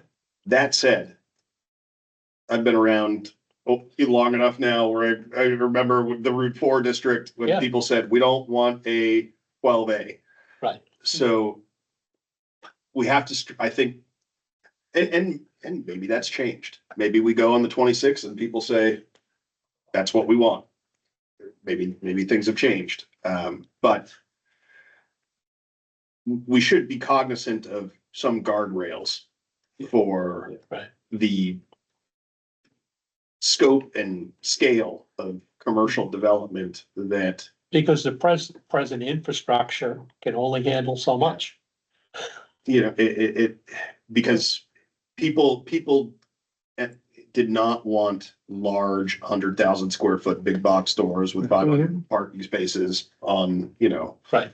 that segment. But realistically, that has self-limiting features. Right. Well, You gotta- there's a couple places where big things, Could have. very Could big go. things could happen. Yeah, Well, I know, but But to Nate's point, self-limiting features there is it doesn't have road frontage unless they bought some properties here and tore some houses down, which they could do. You got, the floodway here, the flats. And then you go up the other side and you're running out of land pretty quick to get to the town boundary. But once you get to the town boundary, there really isn't anything you can't build anything else. You know, Well, that's the utility side, yeah. Hershey's down there is built on a wetland and, you know, that was, anyway, but I think to Nate's point, there are things that you could do, like if you required multi-use, that would prevent an individual big box store, just as an example, like, It's what are you? you know, like if you went that route, but it would also mean you have to have multi-story buildings. Oh, yeah. Right, so there's trade-offs, Yeah. but to Nate's point, like if people said we want that to be a vibrant area that feels more like a village, which is sort of what people said 15 years ago, right, just there are ways to do it around, like, it's gotta be multi-use property Yeah, or something. Right. you could say multi-use, 2 or 3 stories. I'm more just throwing out a, But back when we were doing the forum, Something you could you know, the same people that said they didn't want a Walmart. Yeah. Were the same people that wanted a market basket. Yes. yeah, that's, Sorry, but. they look the same. They look the same. Yeah. They're gonna have as many parking spaces. Yeah. But. well, I like everything I've heard today. Yeah, yeah. And I think this is the type of thing that people can get into. Yeah. If we can get enough people there to get into it. And I think we will, because we're talking about the village area. And there's a lot of controversy with the village area. So when we get the bullet points written up, Can I throw some ideas out? Yeah. I'll start with the yellow, because I think it's the easiest. Yeah. To me, there's a little bit of a continuum here where the downtown would be the highest density, the most dimensional relief, the Yeah. most parking relief. Yeah. And then it goes out from there. And I think the yellow, I think you'd allow some sort of reasonable, moderate density residential, Mhm. 1 family, 2 family, multifamily by right and all likelihood. But the non-residential, I think, to me, the yellow for non-residential is community scale retail, a corner store, things like that, not anything automobile oriented, not a drive-through, not, the, In the yellow. in the yellow. Business. Yeah, home-based businesses, professional offices, doctor's office, lawyer's office, accountant firm, like that level of non-residential, Low end parents. non-auto oriented. Well, and also low customer, Right, I'm trying to think, how many people professional per buildings, house or per right, day? professional Some buildings type don't of have a number. lot of, Yeah, they have a lot of turnover, but not a lot of people there for. Question for the professional planners. Most of the concerns are really around things like noise, smell, Yep. and how many people are going in or out. Hours of operation. Is there a way to write those kinds of things in without simply listing every business? Trying to think of everything that somebody could possibly do, is, like an automobile or anything, I'll throw out, again, I've said, like, we have a neighbor up the road from us, truck driver, home-based business. Yep. It's great. I enjoy watching his truck go by every day. Right. It's absolutely perfectly appropriate for where it is, but it's an automobile-based business, right? Because he's driving a truck. Right. But it's, no, but, right, but again, like, why is it so fine? Because he's never loud, and nobody comes by his house, Right. right? There's no, he does not cause any, you know, No, he only enhances them. But I'm using that as an example Yeah, of one okay, where, but if you like, say like automobile businesses okay. are the line, then, But it's the Yeah. high traffic. Yeah, right, but that's what I'm auto asking. oriented being like drive-throughs, Yeah. stuff that, No, no, you know, the purpose of the business is trying to pull somebody off the road. Land. into- What I'm getting is the concerns are not the business itself. It's the It's- noise, it's the it's the ancillary. smell. Yeah. right, It's the traffic. Right, so would Site you, plan regulation. I mean, And you, it might be that, you know, deliveries aren't at, you know, midnight. right, okay, I Right. mean, I'll use an example, next door to me, Yeah, Martin Mechanical's on one side, and there's a hairdresser across the street. Right. Low impact businesses, he has no customers coming in, right. he goes out at 7 o'clock in the morning, the trucks come back at 4 o'clock in the Yeah, afternoon. another great There's- example. That's, you know, that's a Yeah. low impact, Yeah. it's in a residential area, it works. And to me, that's perfectly appropriate. It's Yeah. perfectly appropriate, So, and your hairdresser probably has, you know, 2 people an hour. 2 going people an in and hour, out. But, right, but I can't hang my hat on the convenience store. That would bother me. A corner store. I didn't say a convenience store. It's a gas pumps, people coming in, But but there's you know, no you're. corner to put something like that on. It's yellow. It's- Corner lot. I mean, look at where we, but then you go down the street and the guy that's got the nice big garage now and was doing cars in his garage was running commercial.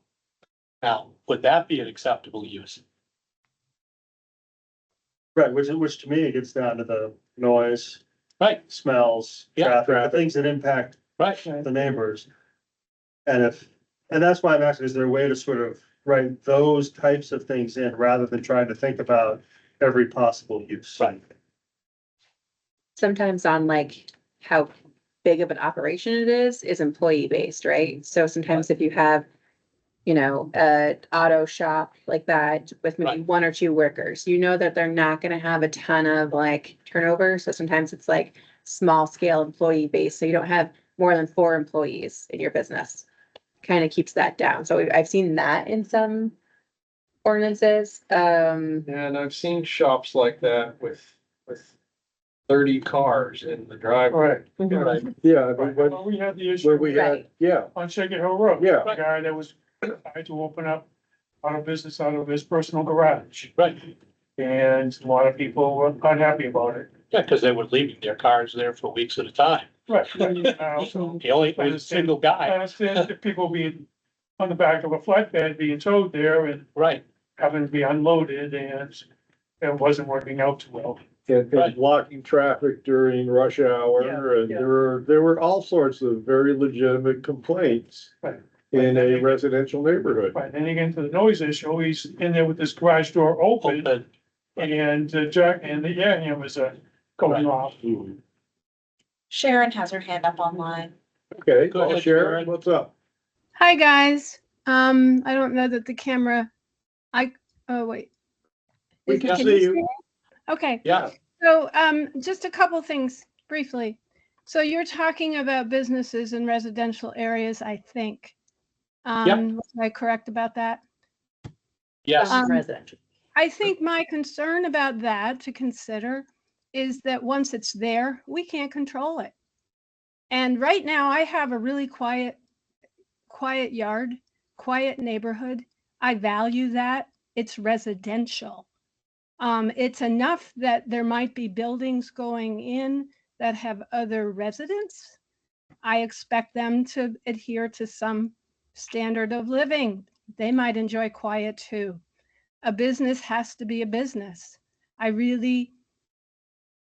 really opposed to business in residential areas. That's number one. Number two, I'm confused because it looks like you took Maple Street and May Street out of residential 1 and you're making them Enfield Village.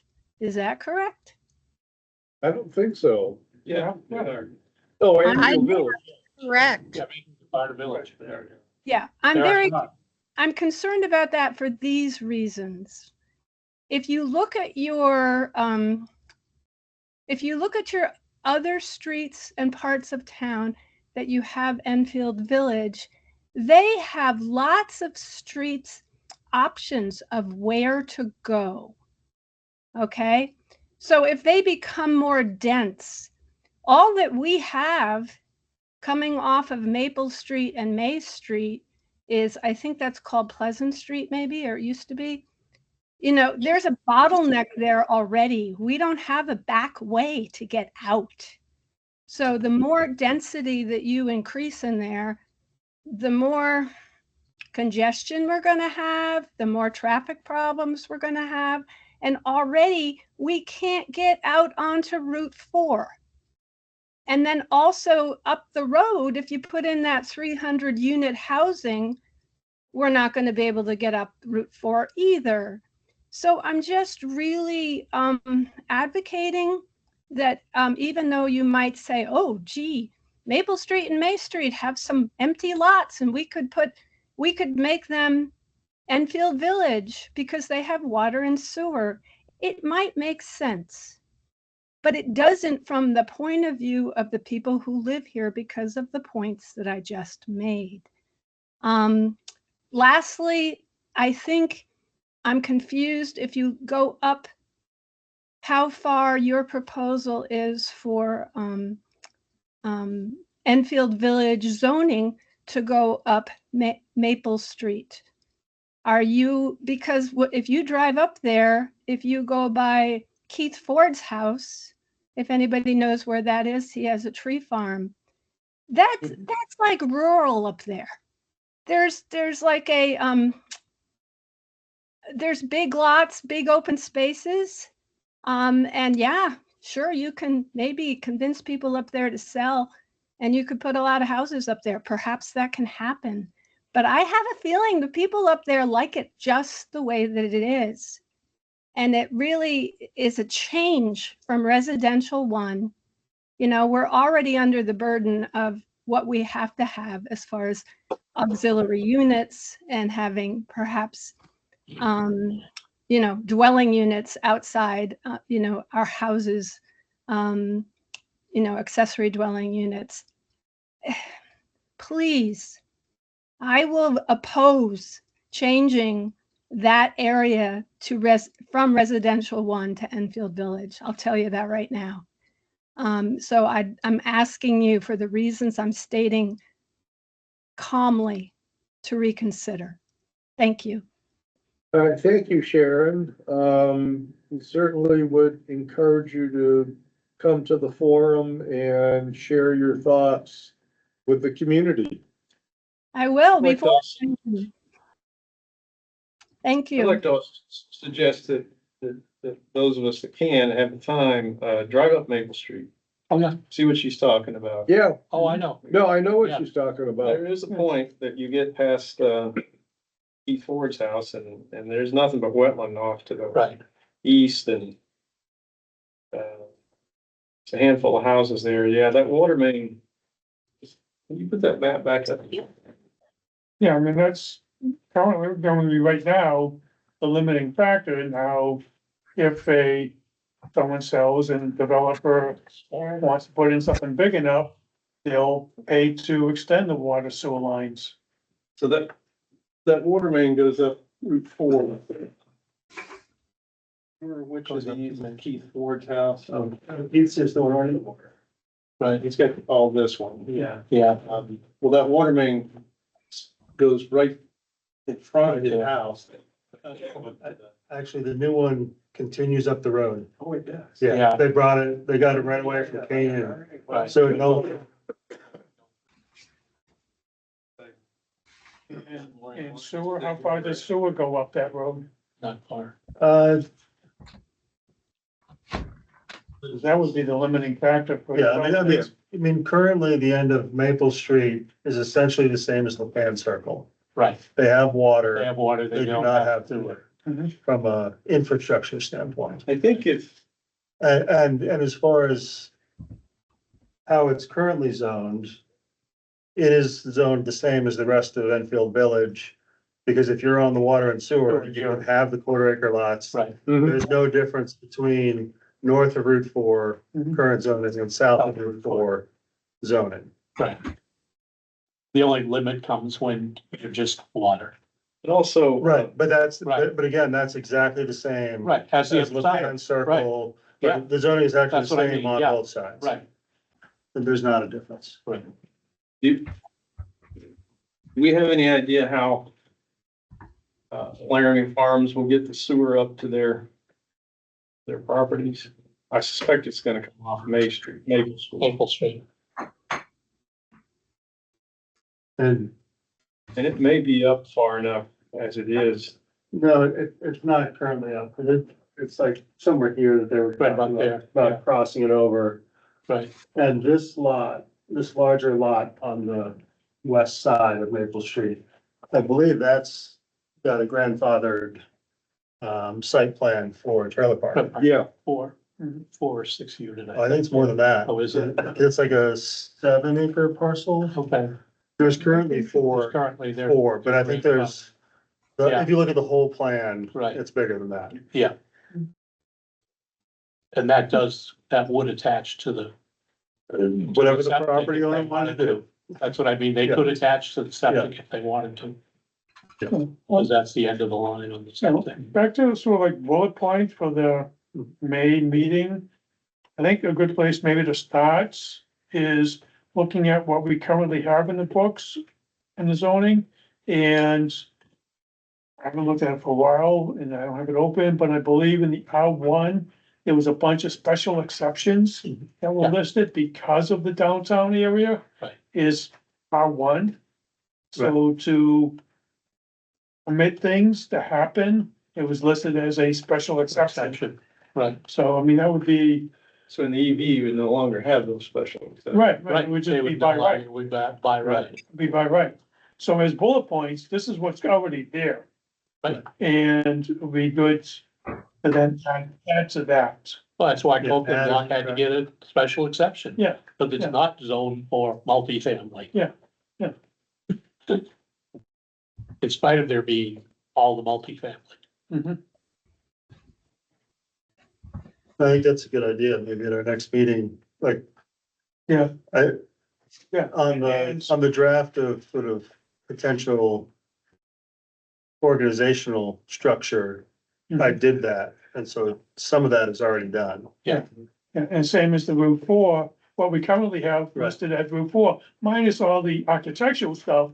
Right. What is permitted as a use, Right, and start with that as the baseline. It's a good idea.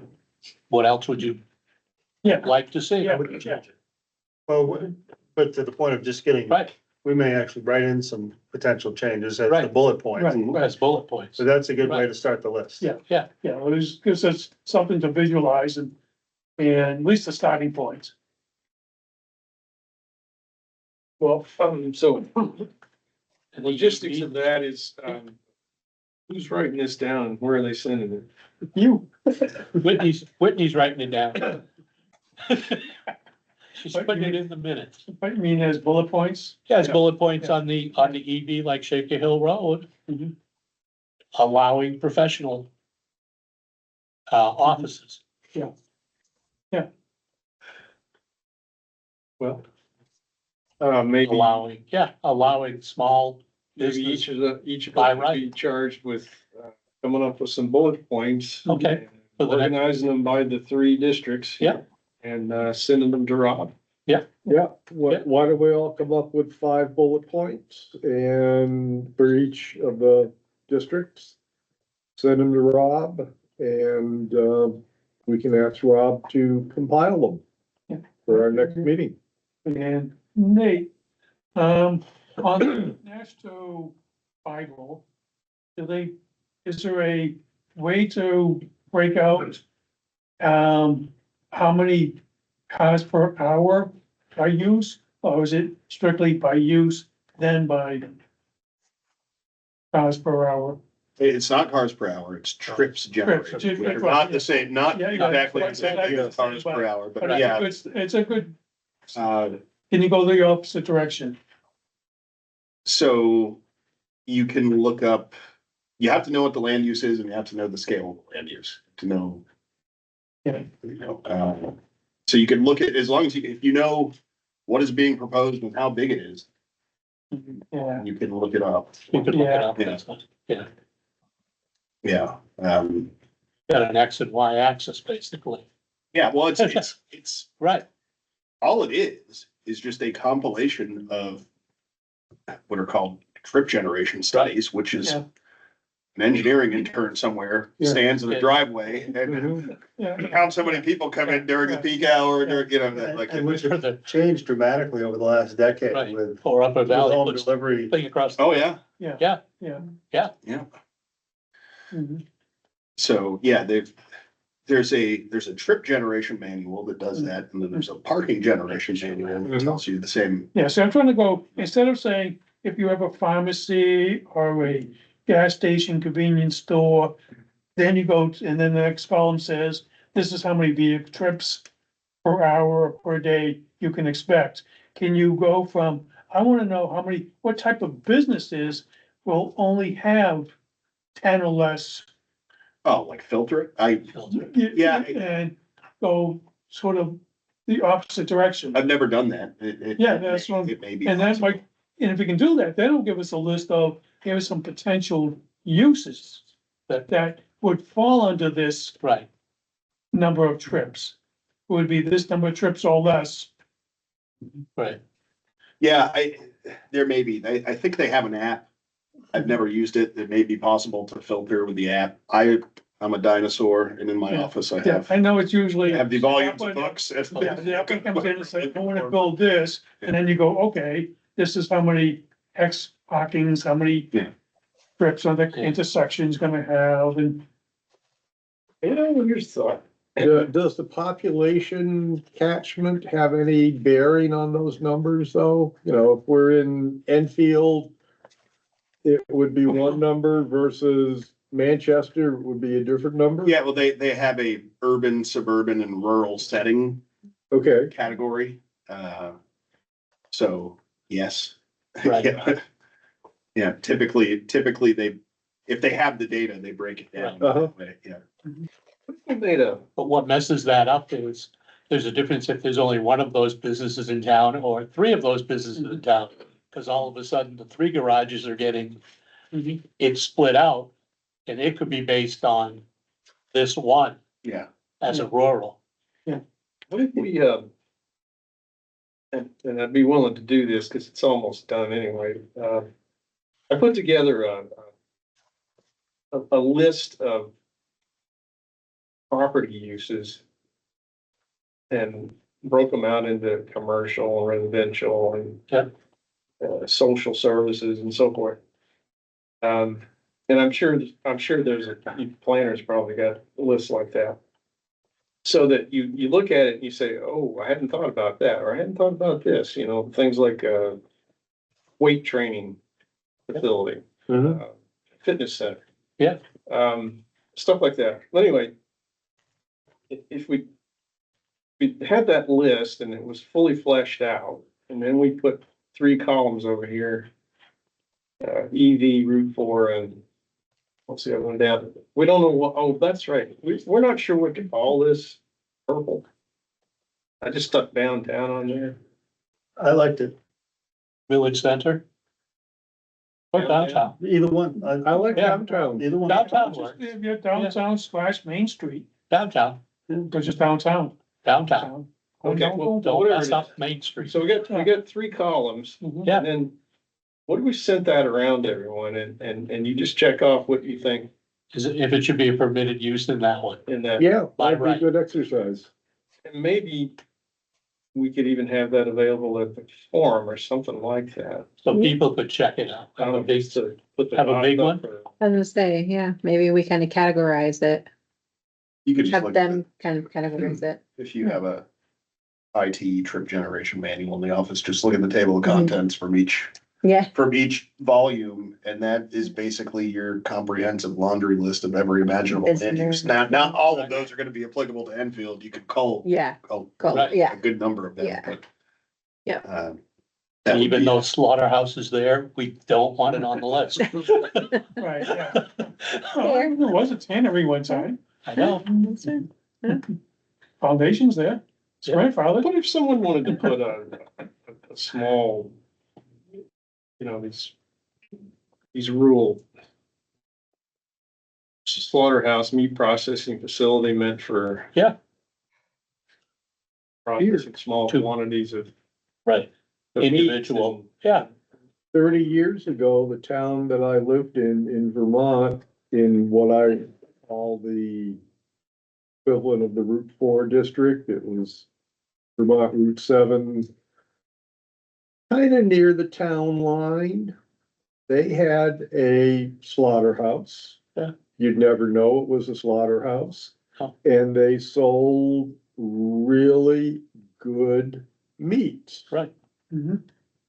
And that was our go-to place for, all sorts of meats. And then they expanded their store and they were selling, dairy products and syrup, and it just kind of grew and But you wouldn't want that in the no, but you would want it in the Route 4. Right, Right, on Route right, 4. that's what, yeah, so you tick it off in one place, but not in the other. And eventually it became a restaurant. I'll send you my list. Yeah. And you, I'll combine something and yeah. I probably only thought of about half of what should be on there, more than likely. Well, the problem is you can't ever come up with a complete list. You have to have some generalized terms. Well, let's start off with a larger list and then we can call and come up with generic terms, which would help us combine. Well, I mean, the other thing too, we have to keep in mind is this HOP grant is focused on housing. So for really, for me, like the Route 4 areas, how big do you wanna go? Structurally, intensive. Well, just structurally, how many per acre, or how tall, how wide?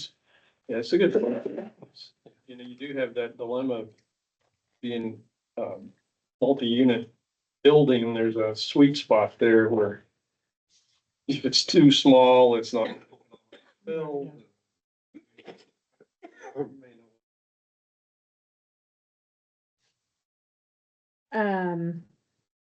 Yeah, that's a, what's it, how does it pencil out, right? And I think again, that developer focus group will help us kind of find that sweet spot on,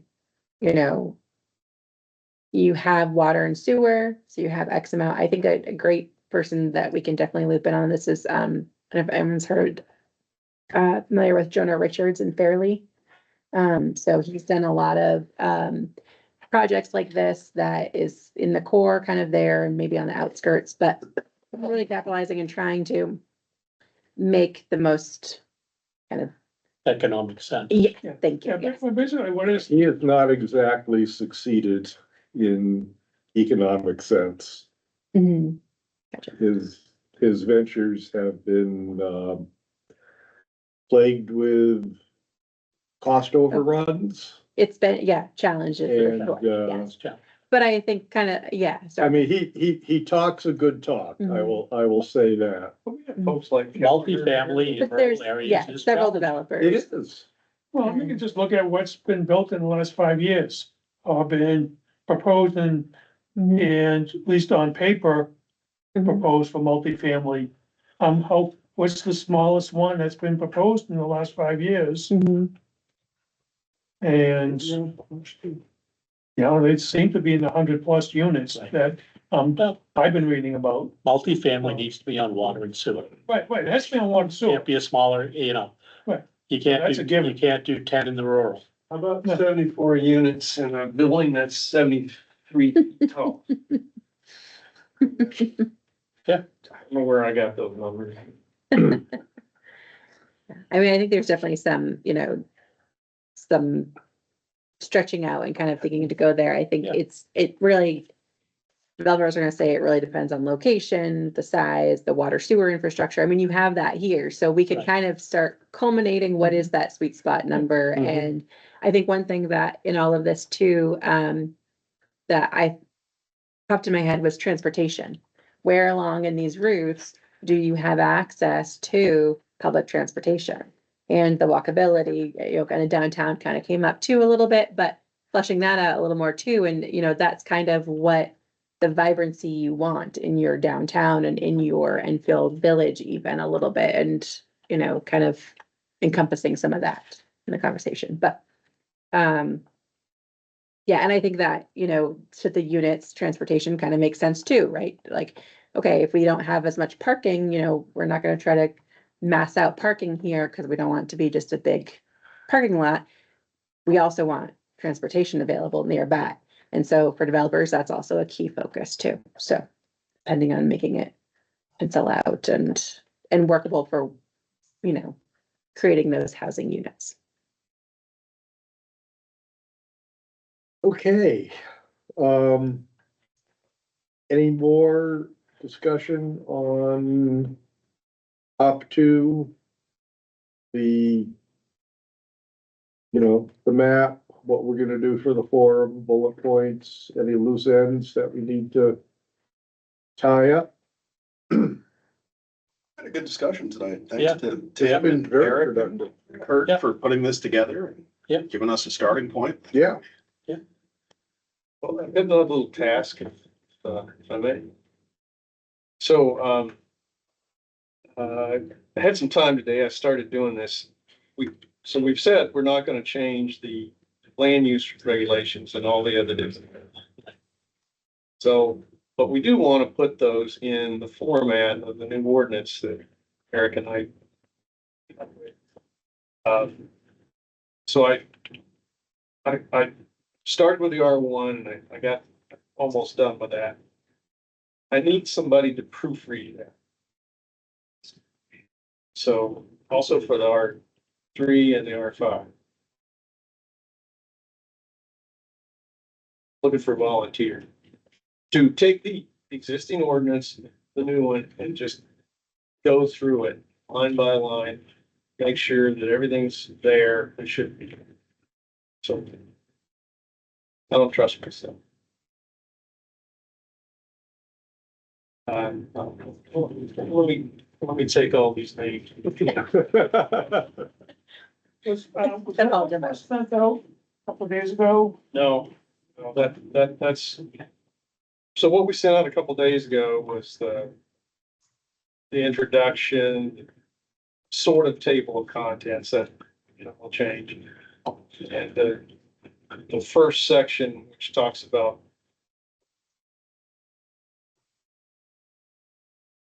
it's just a bunch of stuff that's gotta be in there.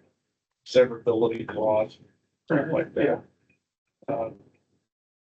So, you know, look through that too. I think we ought to have a discussion on that, which could probably take up another hour. It would. And I don't think it's appropriate to get into that tonight. Oh, no. Maybe we do that. Maybe we do that at our next meeting. Yeah. Because then we don't have a whole lot of hearings to deal with. Well, if you want to send me your R3, R5 formats, well, Because I think we'll check it, our take a shot, yeah. R1 done, the other two are almost cut and Right, paste. right, Yeah, right. they'll Just sort of follow. working on formatting, That's it. stuff like that, yeah. Thank you. Does people want to leave the discussion on what the legislature is doing till a later time or spend 5 minutes on it? Because we are. So I don't have anything planned tonight. I'm willing to stick around till Well, 9 o'clock? And you gotta vote on some of this stuff, right? Or is it, that's already happened? Do I have to vote tomorrow? No, not tomorrow, but soon on some of these issues. The only thing that might come up for a vote in the future is the, recovery housing. For which I would really like input from our planning board. I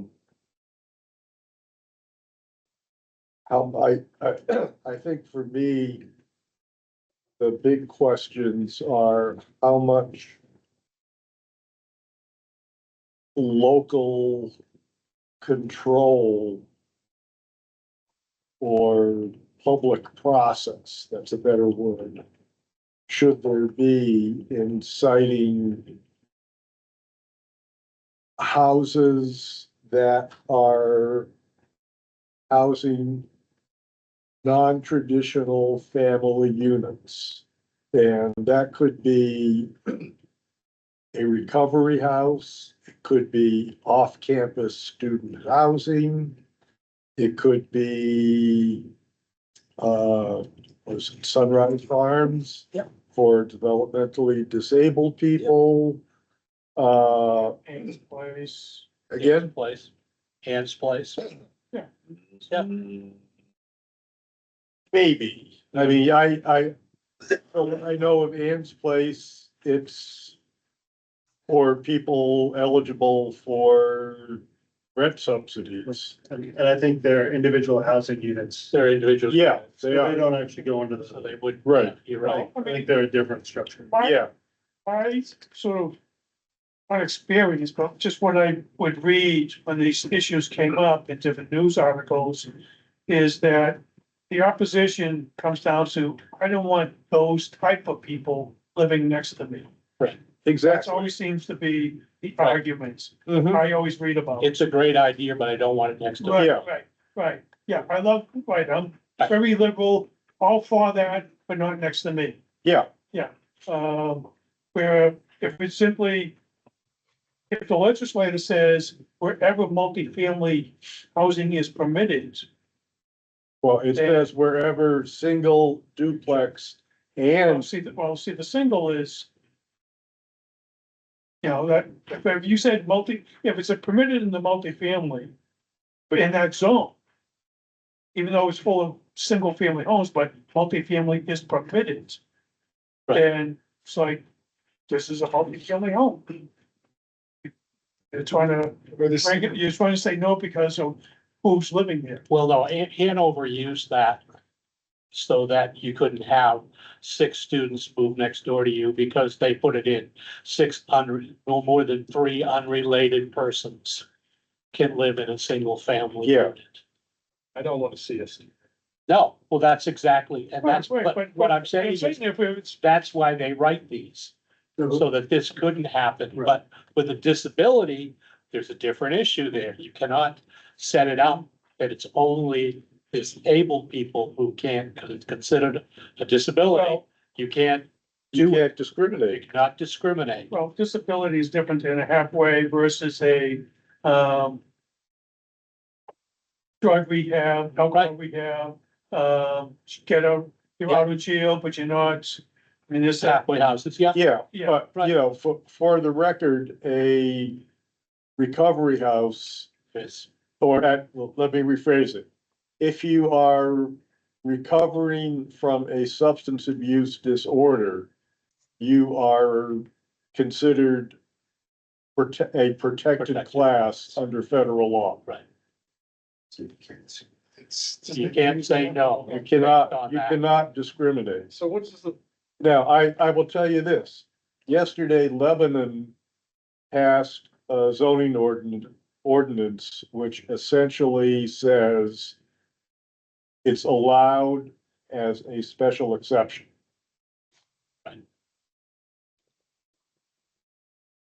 Just to throw so that into the in this mix. proposed bill, if we made it, let's say, a conditional use permit. Which is to say, you can do it as long as you meet these conditions. Okay. Would that ordinance, or sorry, that bill, would that law prevent us from even doing that? Yep, yeah. So I think your question was, what local control should the town have over one of those? What local control or what public process should there be? Yeah. If any, If any. and, you know, the people that run the homes are thinking they would like as little public process as possible. And if they're gonna put 6 or 8 people into a single-family home in our proposed Enfield Village Yellow District, they should be treated as anyone else. I don't have any problem with that. Right. I mean, I have to say, if someone wanted to put that in my next door neighbor's place, that would be not object. Well, I mean, it's, Hope I don't. I hope you don't, but I have a hunch that there would be Maybe others. a significant number of people because they're unfamiliar with what kinds of things the residents of the house are going through, have gone through, and will go through, would object just because of the name. It's a recovery house, it's a sober house, it's a drug-free house. Which is why It's emotionally laden. yeah, and that's why I think there should at least be local side, site plan review. Okay. You can have the home here, but it's gotta be incognito. There's no sign out front, stuff like that. No, there wouldn't be a sign. There wouldn't be. There wouldn't be signage. They don't want Well, people to know about it, basically. What? They don't want people to know they're there. well, it's, Yeah, they, but you know, it's not advertised want it to as be there, business but- either. yeah, That's it. It's a that's what I'm saying, that's why I get so focused on multi-use apartments. It's multiple people living in the same building. Yeah, whether it's in the same. Right. I mean, you can have a multi-family You don't home draw and attention all, to that. and it's full of drunks.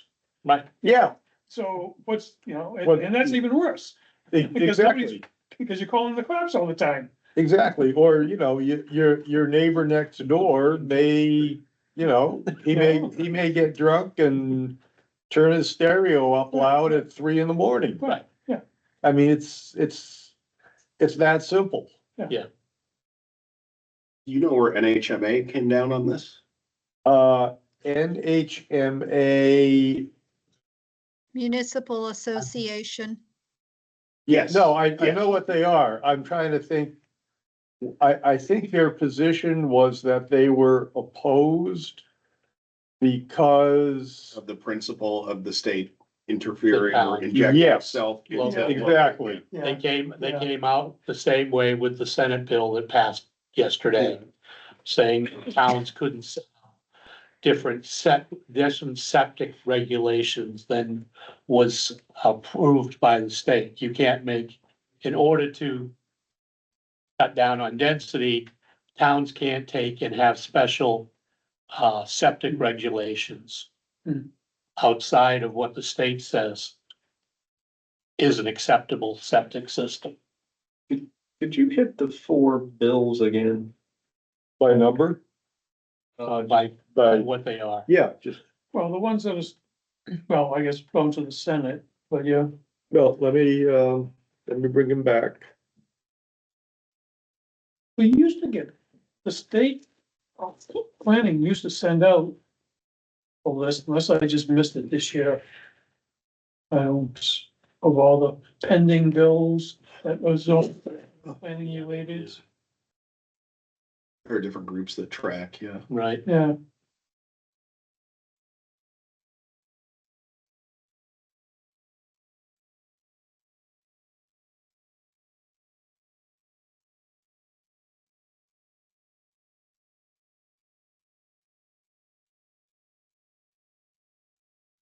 a bill still being submitted or is that done?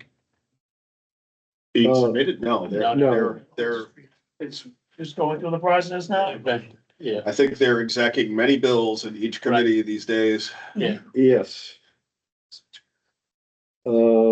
housing very much. I don't see that I get a number of NHMA Yeah. emails. I don't see that specific bill listed, but there's a consistent theme for all of the zoning related ones. They fall on the side of local control. Yeah. Yeah, Yes, It almost, it doesn't matter what the content of the bill is, it's It's the idea that the state is. exactly. local, Yeah. local control, Yeah. local control, home rule. Mhm. So I can't find these specific ones, but the 8 that I have found, that's Yeah. the common. Oh, yeah.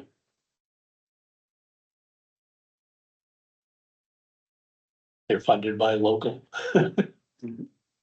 towns. It's, here we go. Okay, so what we had, a week ago on March 6th was detached ADUs allowed by right. We obviously don't have any problem with that. Yep. We don't have, we're ahead of the We're ahead line. of there. Where is there? Redefining manufactured housing as built on a permanent chassis and designed to be used as a dwelling with or without permanent foundation. Coming up tomorrow. Well, hold on. Okay, Where is that one in the process? that one has gone to the Senate, or will go to the Senate. So the House passed it. It was on what's called the consent calendar, which means it came out of committee with a unanimous recommendation. So unless a House member. Unless somebody takes it off consent, then there will be a debate. If there's a debate, it will go either way, but probably will go with the recommendation of the committee. And the implication of that, if that passes, the governor signs that, what does that mean to us? We're talking about the ADU bill, No, this one, the manufactured home. I will be honest and say that I have not read the entire bill. I've read a synopsis. But my guess is that it will allow tiny houses, so-called, because they are built on a permanent chassis and designed to be used as a dwelling with or without foundation. But they also don't meet minimum requirements for bedroom and bathroom size. They don't say that, and like I said, I have not looked at the, So we're not sure about the tiny house, but basically it does apply to a mobile home. yeah, right, yeah, and obviously there would be code that would have to be complied with, building code of, Yeah, they use the HUD. right. yeah. requirements. So, again, what are the implications for us if the governor signs the bill? I would wanna read the text before I speculated on that. And you were on the committee then? No, this is from the housing committee. You're not on the Committee. house. I'm not on housing. Oh, He's not- I'm on municipal and county. One of the things we wrote up in one of our, something was about putting things, like structures in. I think that it was was the something, ADU section. Right, so would that That affect was that? addressing that issue of if you have a stick-built home and you want to put a detached ADU, then the attached ADU has to be built in the same code as the home. right.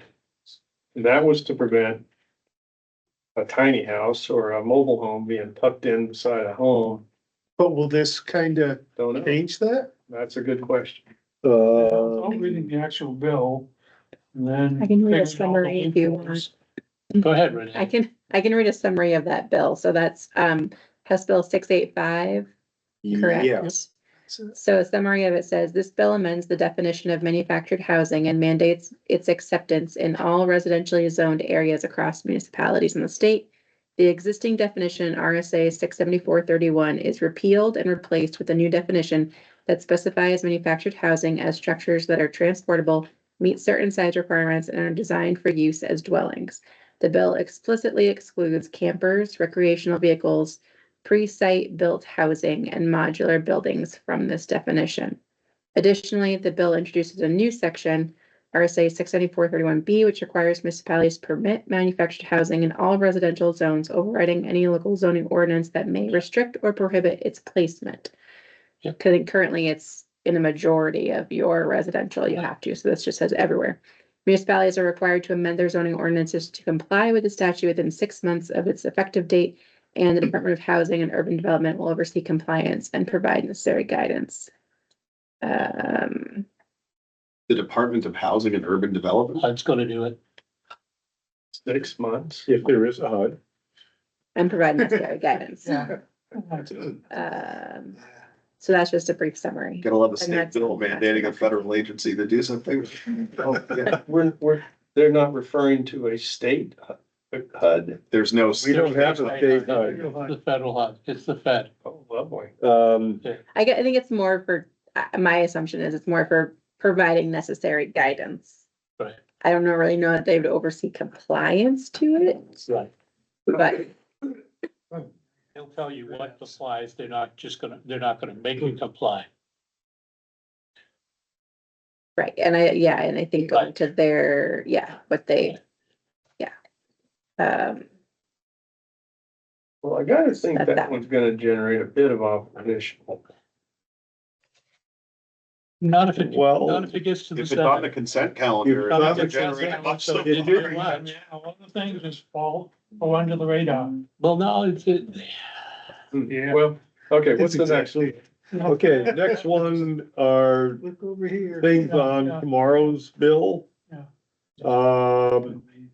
342, which is no variance required if the lot size or percent of coverage conforms to the density of 51% of existing buildings within 1,000-foot radius. It is, that's an interesting one. yeah, Yeah, I mean, and.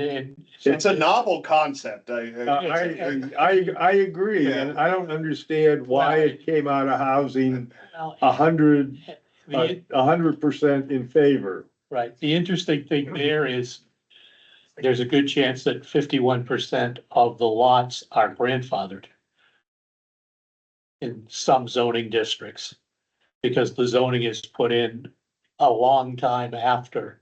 I can't quite get my head On the around ground. what this thing is even saying. It's basically saying that you have to, it's looking at all of the density of what exists around a subject Right. parcel. And tying that density to what would be allowed on the subject. Yeah, like if you have a vacant lot in a neighborhood and wanted to build something, you could go up to the density of 51%. But I'll give you. where that falls down is if your neighborhood's over here and you have a density of X, and then across the street, within the 1,000-foot radius, you've got that 300-unit apartment complex. Right. You know, that's where the theory, I think, breaks down. Well, I can give you a better one. Okay, Crystal Lake is in the R3 district. Now, there isn't a single one there that's on 3 acres. Which means if I buy a lot, I don't have to follow the R3 because nobody has 3 acres. Everybody has Yeah. a quarter to a half acre. So Oh. I can then build on what is 51%. So if 51% have a third of an acre or more, then I can do a third of an acre on Crystal Lake, yeah, Well, the real key is you can do it off Crystal Lake. off Crystal Lake by 1,000 feet. Right. Mhm. Not only Because- that, but, You're right. I can do it on Boys Camp Road. Correct. well, it just totally eliminates any zoning line between districts. Right. Because. Yeah. You know, if you one district, R1 to R3 or R3, R5, it's like they just got eliminated. Yeah. If you're And within that could just creep out. Right, if you're within that 1,000 foot. Just, And that would probably be the intent of the chair of that housing committee. just remember, 75% of the population is in cities, But I'm glad you brought that example up. have no R3, R5s. And I'm glad you brought the example up because I think it's one of those unintended consequences. Right. Mm-hmm. We've got a lake, we're talking Yeah. about a lake shore district. One of the things that, for that to be effective, to accomplish the goals we wanted, is that it Right. needs to limit development. Yeah, Rules like that, just, no, you don't want to allow additional 3rd-acre lots around the lake. so Eric, no, no, Eric. do we as a planning board want to make a statement to that Eric effect? came up with something that's even better than that, Okay, which is if I live on Boys Camp Road, You get the density of the lake. you get the density of the lake. Because it's within 1,000 feet and over 50% of the people within 1,000 feet are on 1/3 of an acre. So now the R3 on Boys Camp is 1/3 of an acre. So I can put 20 units on one lot on Boys Camp Yeah. Road, yeah, because my density is now 1/4 of an acre Based on the lake. based on the lake.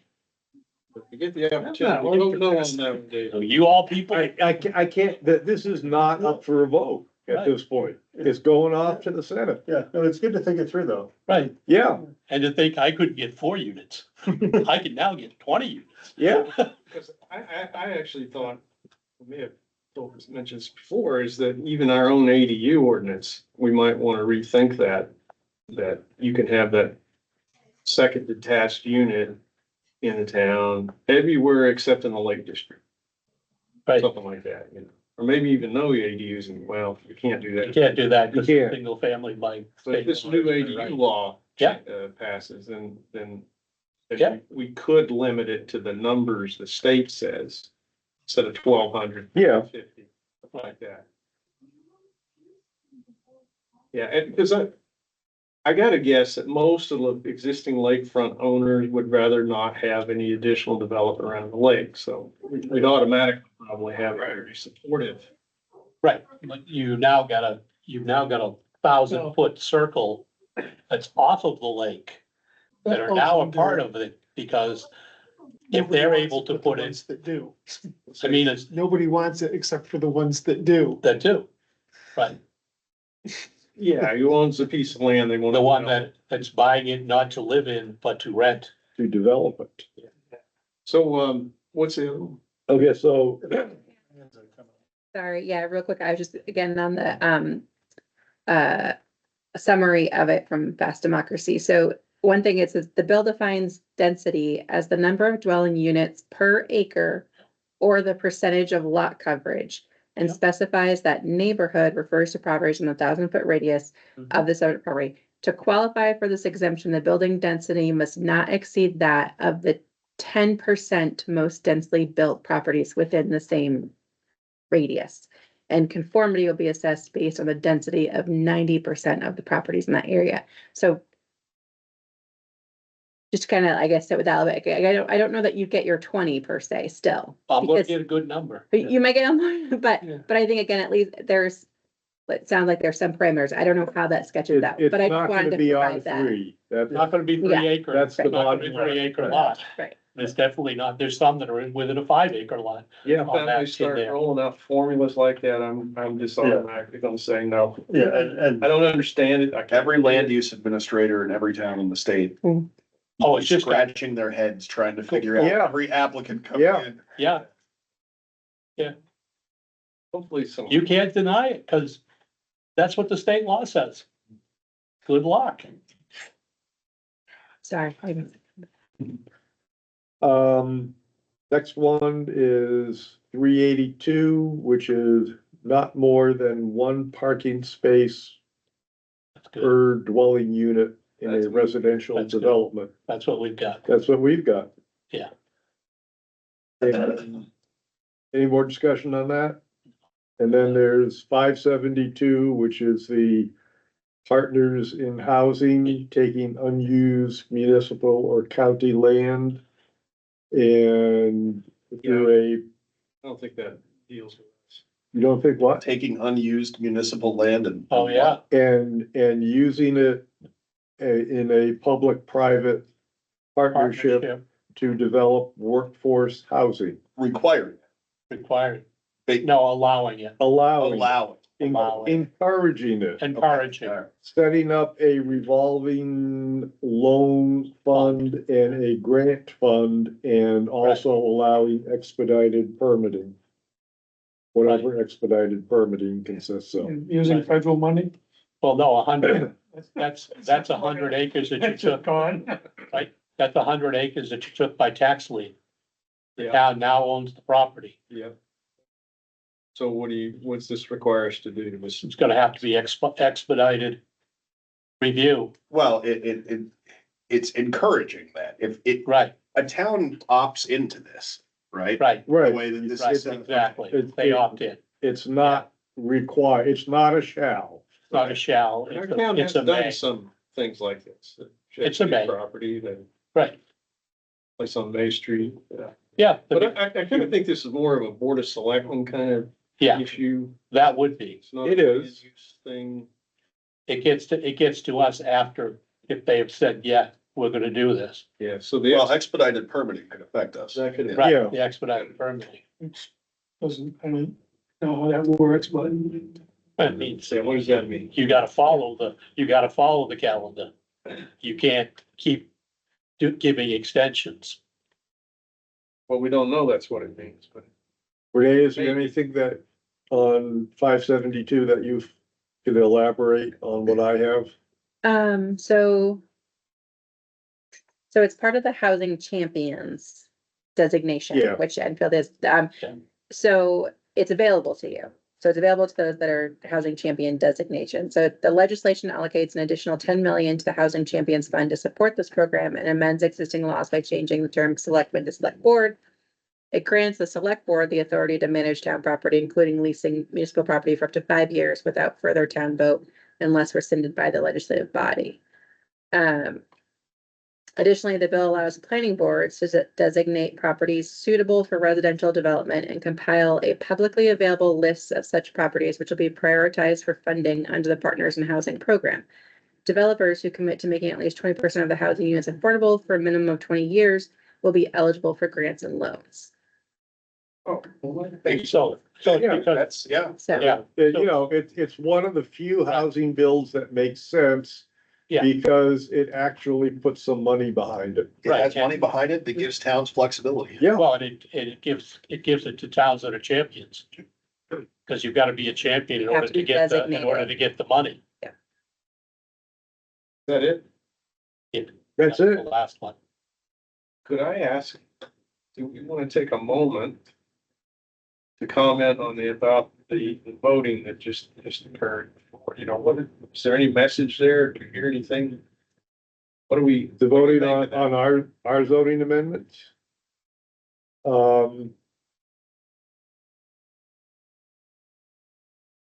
I thought, given the